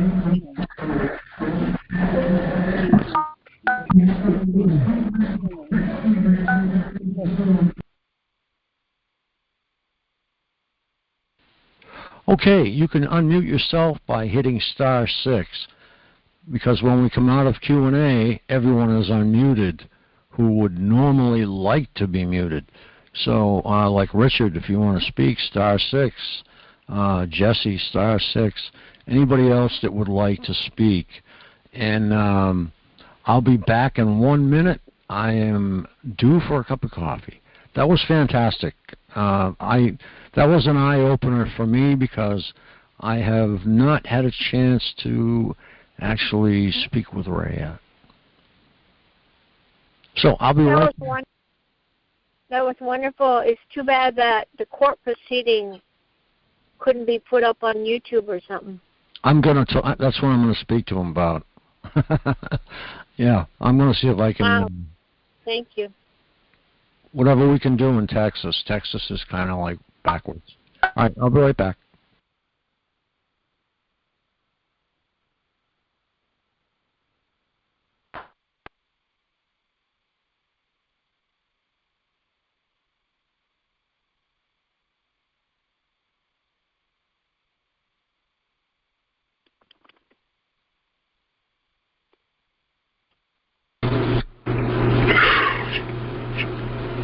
Hey, this is Jesse. Jesse called. It's Hey, good to hear your voice, Richard. Yes, sir. Yes, sir. I hope you're holding together well today, and we just got some really good news. Might be able to get you on board and help you out a little bit over there too. Yeah, and I did speak to the person that you gave me their contact information for, and it was a great conversation. A wonderful lady. But as far as tonight, gosh, what kept going through my mind is I went public with my story last year, 2019, coming up on 2 years here pretty soon. And I shared it with my family, went out on a limb, got a official psych diagnosis of severe complex PTSD, no delusional.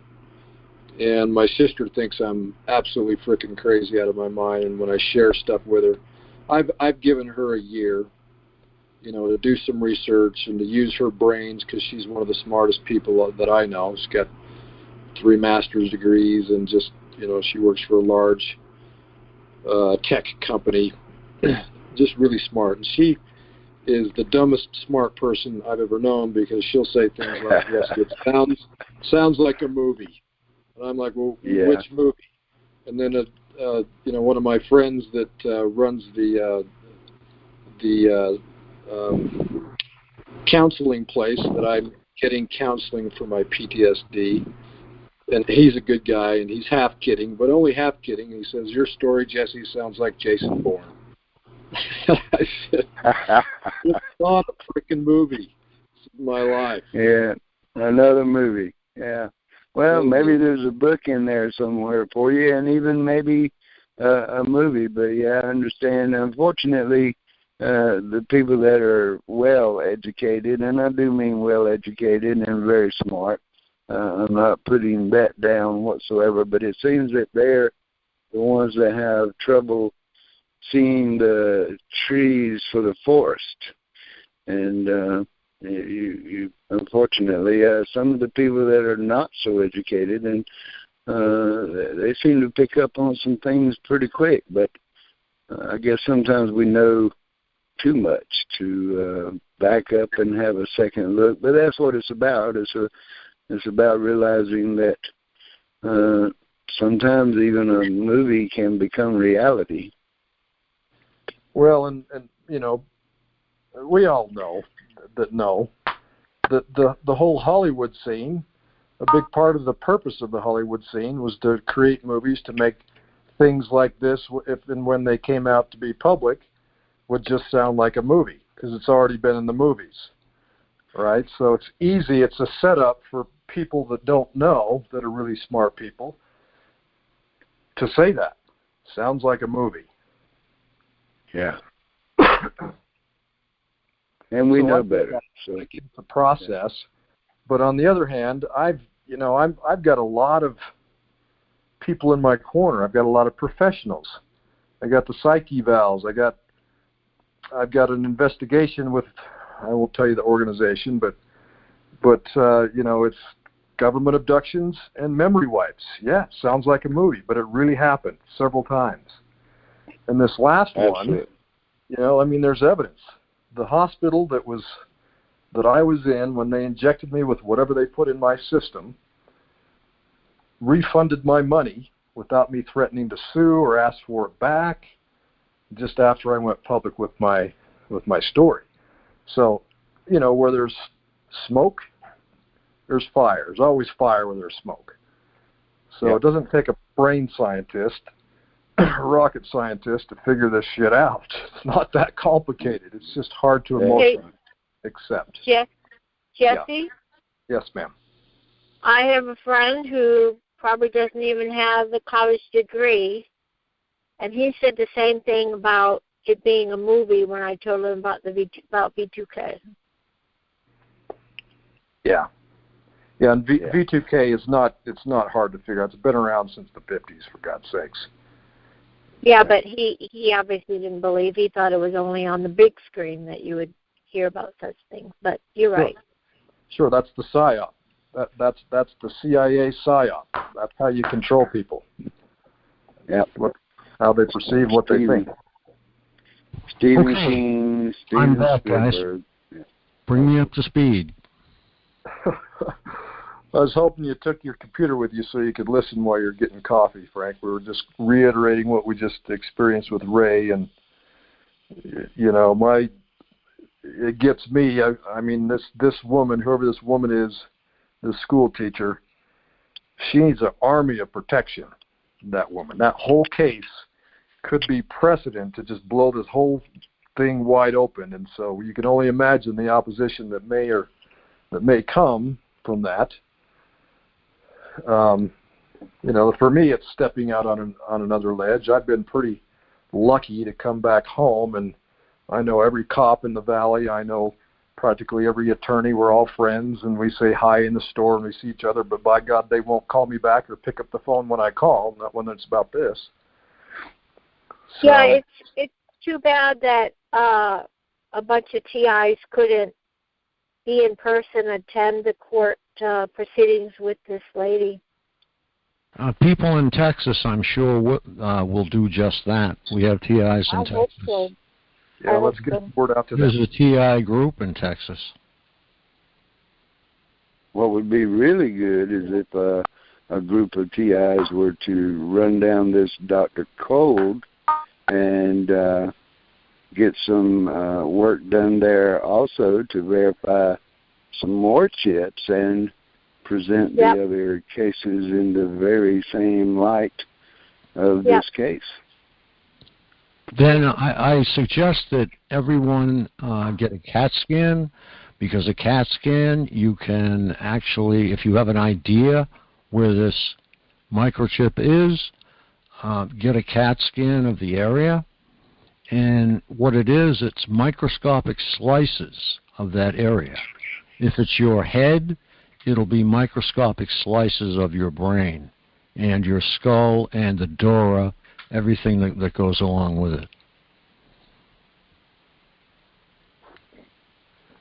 That way there, if you don't know where it is, that may be a good way to zero in on it. Yeah, interesting in my case, Frank, I had a CAT scan before, like a couple of days before, at the same hospital, because I went to the emergency room there twice, and so that happened before. So and I've had other CAT scans as well. I won't give out where, but that's a good idea because I've got before and afters, and I've also had MRIs too.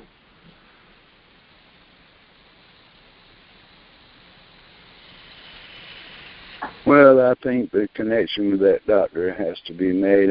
I've personally and many other TIs have had lots of x-rays, and a lot of them showing foreign bodies on the x-ray, but nobody would verify it or tell us what was going on or try to help us at all.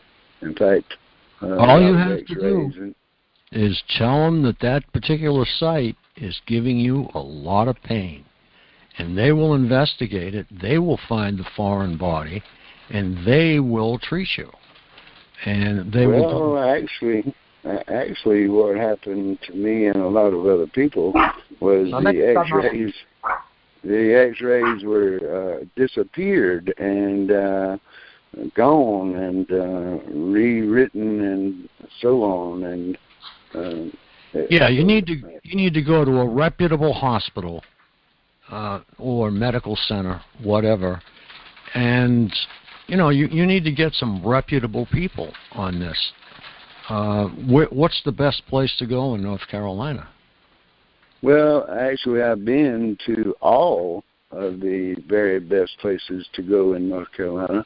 I could name them all off, but I won't go through all that. And I did end up with a very good X-ray showing many things. They call it a PET scan, and it's one of the X-rays that show up many things, where even the CAT scan and the myelograms and all the other things don't show quite as much. The PET scan is superficial, and the X-ray was taken, and I just had a hunch because I had two doctors tell me two different things, completely two different things. So I had the X-ray put in a safe storage place at this hospital, big safe, and you had to use code names and fingerprint and all kinds of stuff to identify yourself to retrieve that X-ray. And the whole place burned down after being there for more than 35 years. Yeah, what you need to do is today they will put everything on a CD or a DVD in this case, and they will give you over 1,000 pictures to look at, plus an overall, any angle that you want. And what you do is they will give you the disk and the software, the name of the software right on the disk, and it's executable, and you just click on it, and it'll give you the program to read the CD. Yeah, well, all of that disappeared. The only thing that was left was one CD, and that's what I put in the safe. But it disappeared too, so I wish everybody else more luck with their information than mine. My written records, as well as computerized records, were completely disappeared, everything. And even the computer records were rewritten. And I had 3 witnesses, a administrator on duty at the time, a head nurse, and another clerk lady that works in the administration office for the VA hospital, sit and watch 3 different computers while every bit of my records were deleted right in front of their own eyes and rewritten, and they all tried to rewrite it or stop it or record it or verify it, and there wasn't anything they could do. So I wish everybody else good luck on that. So.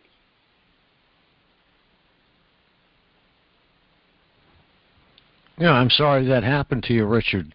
As I said, you have to get reputable people, preferably PCP that you've been with for years, that will give you a referral to someone that she is comfortable with, and he or she, in my case it's a she, and that way there you'll know that it'll be handled properly. I mean, I've been going to this particular hospital since I was 12 years old, so 11 or 12, something like that. So if you develop a rapport with a hospital or a doctor, make sure that you try and maintain it. And well, there was a matter of a lawsuit, and the lawsuit would have been millions and millions and millions of dollars. And in fact, it would have shut down the hospital completely. The insurance company would have canceled. They would have closed the hospital, and 7 other major hospitals in the same state were tagged with that same situation. So I became the target, and because of the money, and medically they were simply not going to verify anything that was happening to me, and as well was tried to be locked away. They drugged me. They dragged me into a room and started trying to ask me questions as if, did you get along with your parents? Why are you so angry acting? Well, y'all just stuck a needle in me, won't tell me what it was for, and now you've got me down here on this bed asking stupid questions. But I managed to catch them with their back turned and find an exit sign, and I did. I walked clean out of the place and kept going, and haven't looked back. But mental labeling, yes, they threw the mental labeling out there, so nobody should pay attention to what has happened or what is happening now. And that's when I talked to you guys and realized that, well, I was a lot of this stuff, but I can literally pretty quickly TIs that. Richard, stay in one spot. You're fading out. I can navel off about 20 TIs real quickly that have been held down to a bed and stuck with needles against their will in a hospital, a reputable hospital with reputable people, and same thing has happened to them. So I'm not saying it's all about money, but yes, they could have shut down that hospital completely. Now, I don't know how a county would survive. It would be a struggle to survive without a hospital at all, and they weren't going to see that happen. So they'd put somebody else in there in a big hurry. Yeah, well, they did actually. The hospital that I had the X-ray done at that disappeared or was burned, they moved in. I put them a brand new sign in the front and moved right on in. So yeah, you're right.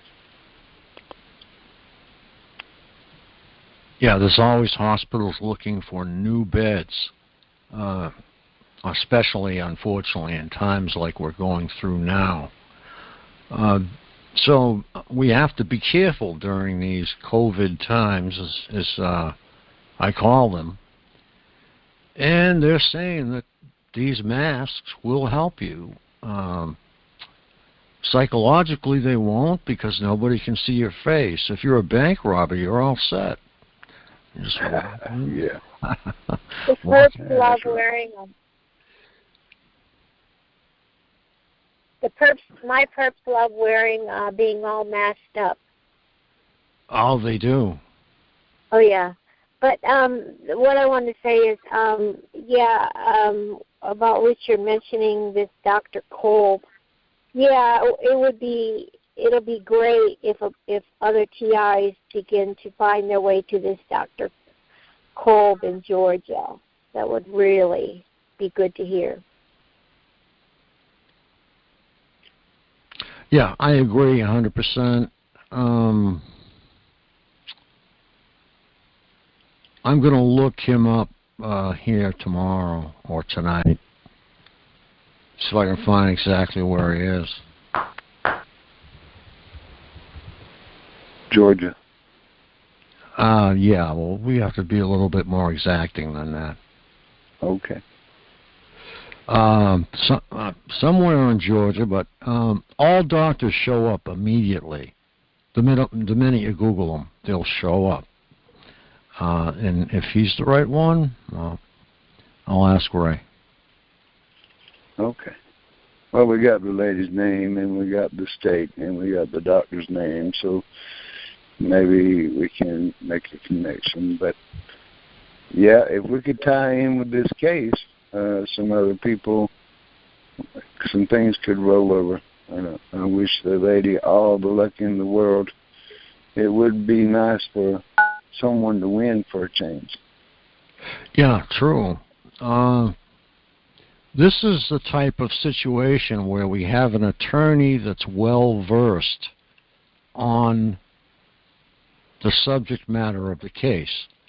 That's very hard these days, because if you walked in off the street right now to any other attorney and said, oh, well, I'm getting electronically attacked, you know, it's just not going to go over. It's not going to work because, okay, fine, here's $10,000, I just hired you. They still don't know anything about the case or the effects.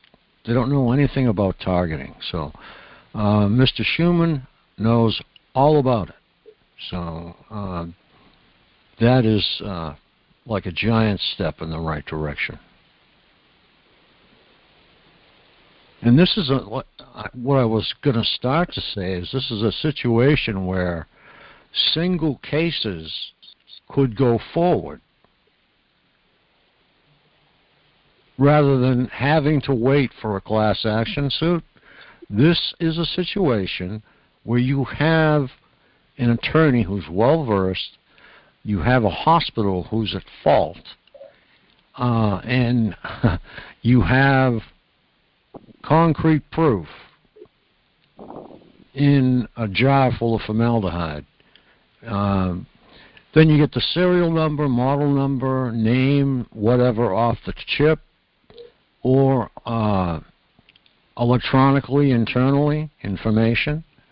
All the information, the MOC number is going to be inside there. Everything that communicates has a machine number or MOC number.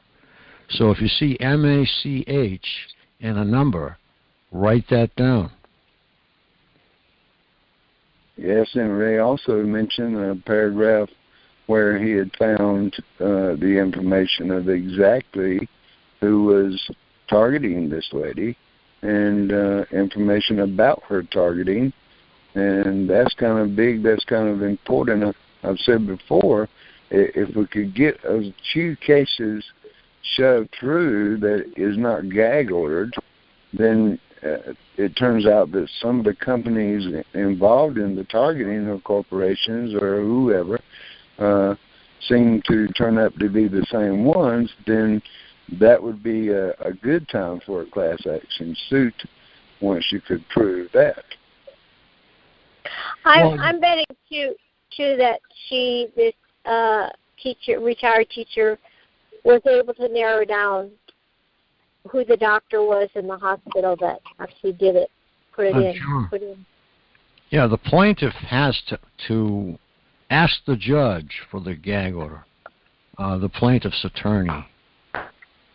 The defendant's attorney would have to ask for that. It's highly unlikely that they would get it. Unless the government steps in and says, National security. Yeah, they have so many times. Yeah. Happened to a gentleman in Connecticut It's happened to people all over the place. National security. Well, I don't think they can do that in this case, but that's up to Mr. Schuman. But I'm going to have a talk with him tomorrow.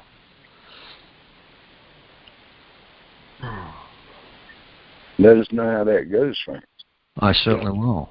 Frank, I think that's great for you and him to be in communication. I think that's going to have I just got a feeling about that. That's going to have a huge domino effect in the future for you guys to be in communication. So, grateful for you and grateful for that. Yes, and if we can get him in contact with the doctor who handled the diplomats down in Florida, that'll be another good connection. So. Yes. Yeah, Dr. Hoffer. Yeah. What's his name? Hoffer. Hoffer. Yeah. Hoffer? Yeah, he's in the Miami hospital, I believe. And it would really be good if we could connect them to Staninger. Well, I think that, Ray's been around here for about a year or so, and he has been on Ella's show and he's been on Derek's show, so I think he's been in circulation here for a while. It's the first time that he landed here, and, I mean, we didn't invite him, but he came in and crashed us. That was fine. I think it was great, and I think we'll all benefit from that. And anybody wants to call tomorrow, well, we can have a 3-way call or a 6-way call with Mr. Schuman. But we'll he see is also happens. targeted. Yes, he is. I don't know to what degree. I'd like to talk to him about that too. Yeah, I'd love to get in that conversation, Frank, if you can get permission with Ray, and that's okay. I'd love to get in on that. Okay, will do. Okay, I'm going to give up the floor because I'm starting to get a little hoarse here. It's really dry for some reason. I know it does this time of the year anyway, but it's rainy out and it's still dry. So, I don't know. But enjoy. We've got like 72 people here, and I'll be just gone like, I don't know, like 4 or 5 minutes. I'll be right back. Jesse, you and Richard are in charge. Okay? Sounds good. If Lily's out there, Lily can come up and join in too. She's probably hiding out there. I'll be right back.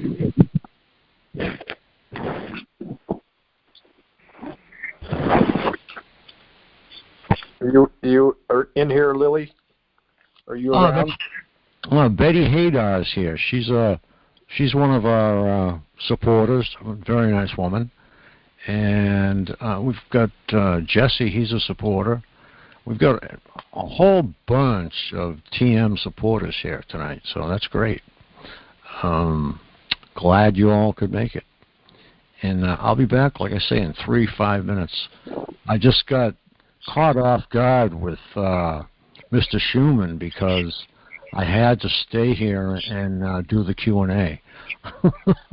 So, my eyes are turning different colors and stuff, And coffee. I know it'll do it every time. Some water. Get some water. Yeah, that's what I have to do more of. Thank you, Jesse. You're right. All right, I'll be back. All right. Hey, Betty. Hi there. How's it going? Well, it went really nice. I took a trip to Pennsylvania to see I'm going to get off the speakerphone. I took a trip to Pennsylvania to see a health advisor, and what a relief that was for 2 days. And I come back, and everything is quadrupled in attacks. Does that happen to anybody else? Yep. been they terrible just hate for it to act normal. Yeah. Holidays are coming, Betty. Yep. Well, I'm in Chicago, and the mayor her name's Lightfoot, and I call her Heavyfoot. She's just banned anybody from traveling out of Illinois for Thanksgiving. I don't know how she's going to accomplish that. You know, is she going to put down the planes? I don't know what. But I don't know if we're going to have a Thanksgiving. Wow.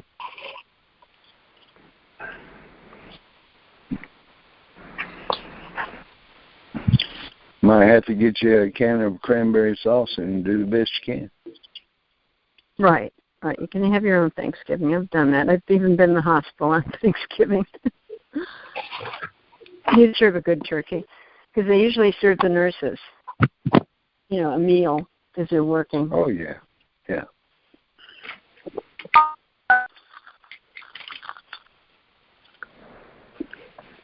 Oh, does anybody, can I just ask a question about measuring? Do you guys measure your attacks of infrasound or ultrasound? Do you measure it at all?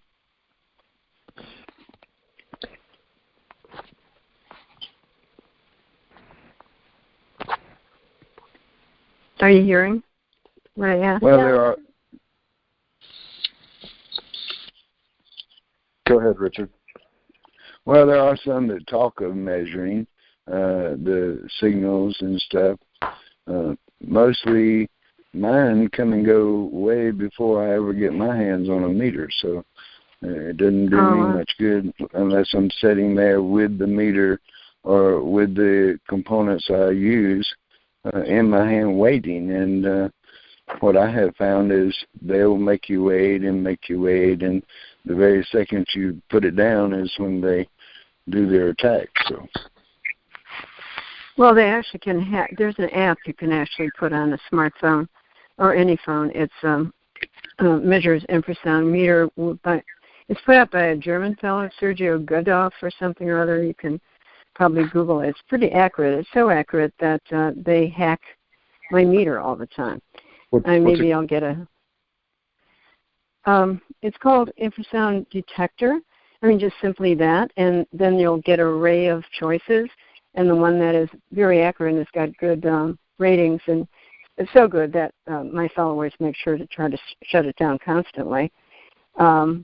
And when they're not knowing, I can get a blurry of pretty accurate measurements, and my measurements have gone up to a frequency of 300 in the infrasound, which is shocking.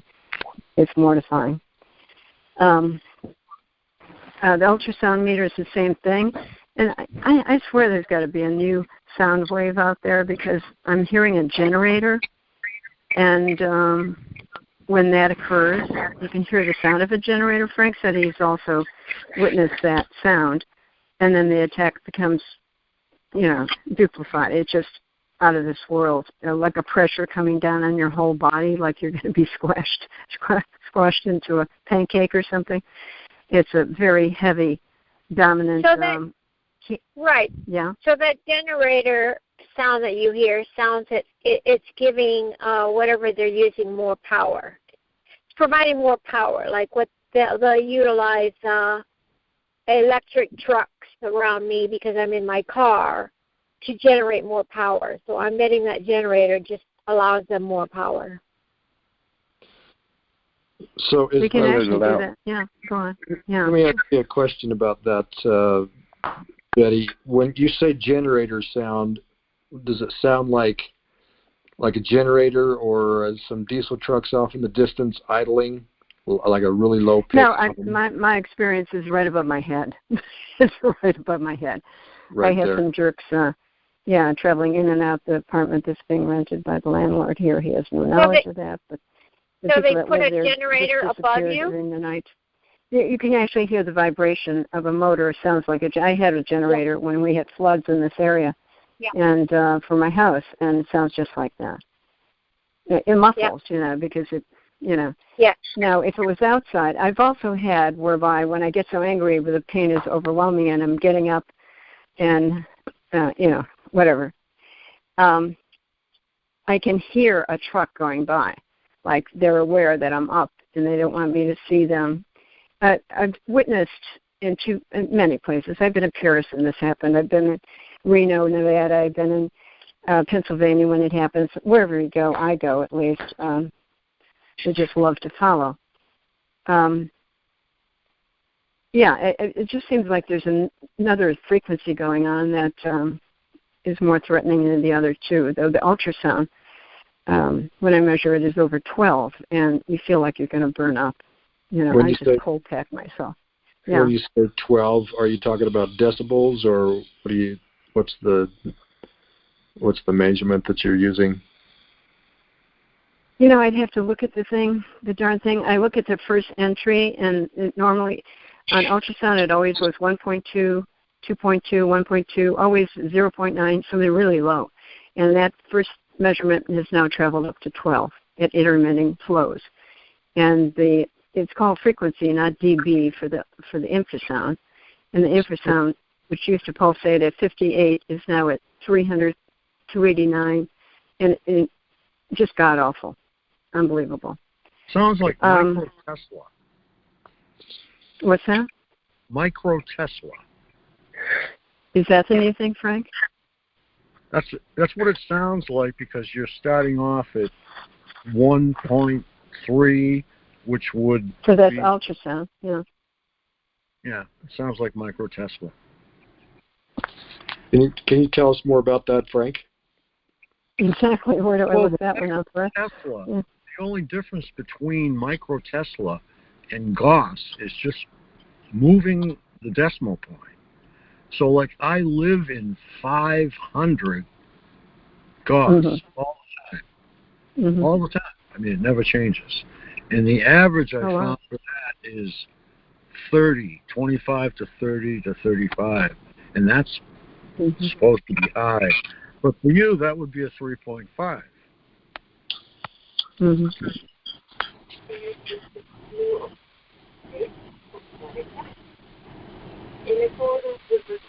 I can't hear you.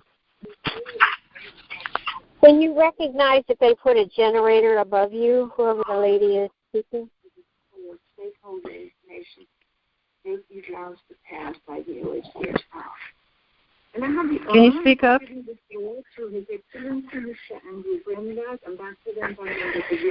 The other Frank's got some background noise. Oral mail.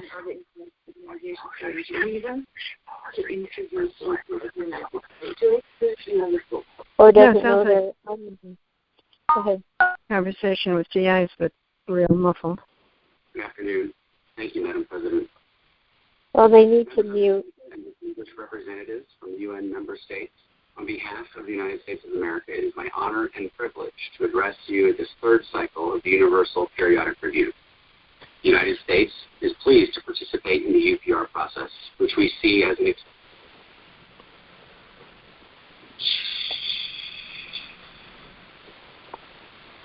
There we go.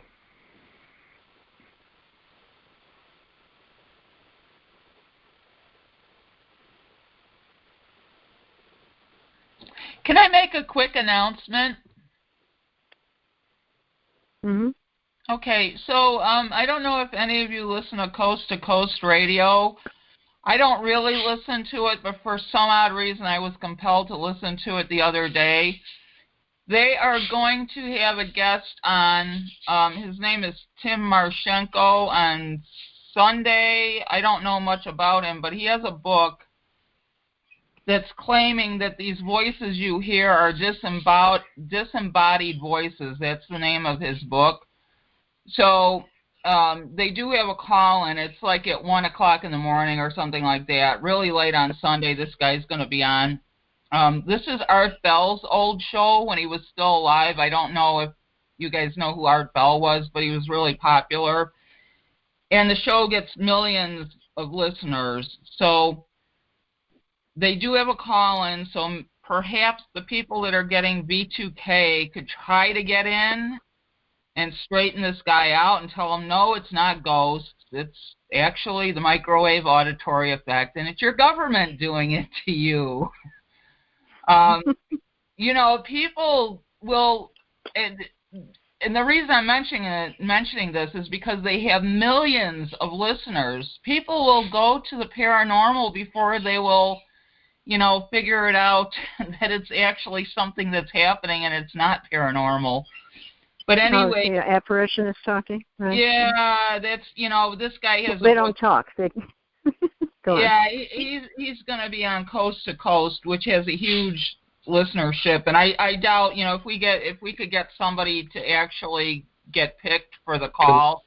Can I make a suggestion about? I appreciate you telling us about that. So, my experience is, and I think it's important that yes, if somebody gets an opportunity, I've had V2K, but only at specific times and for specific purposes.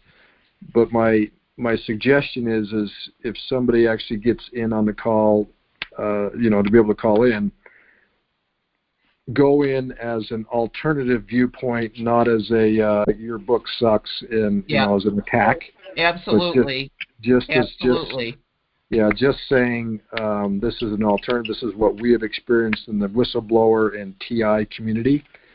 And the problem is you get into a discussion, and if you really get down to it, this guy can't prove that it's embodied dead people, and we can't very easily prove that it's V2K. So it's a reasonable voice that brings another, alternative, to what they're saying about that. And there's plenty of evidence for that. There's plenty of whistleblowers,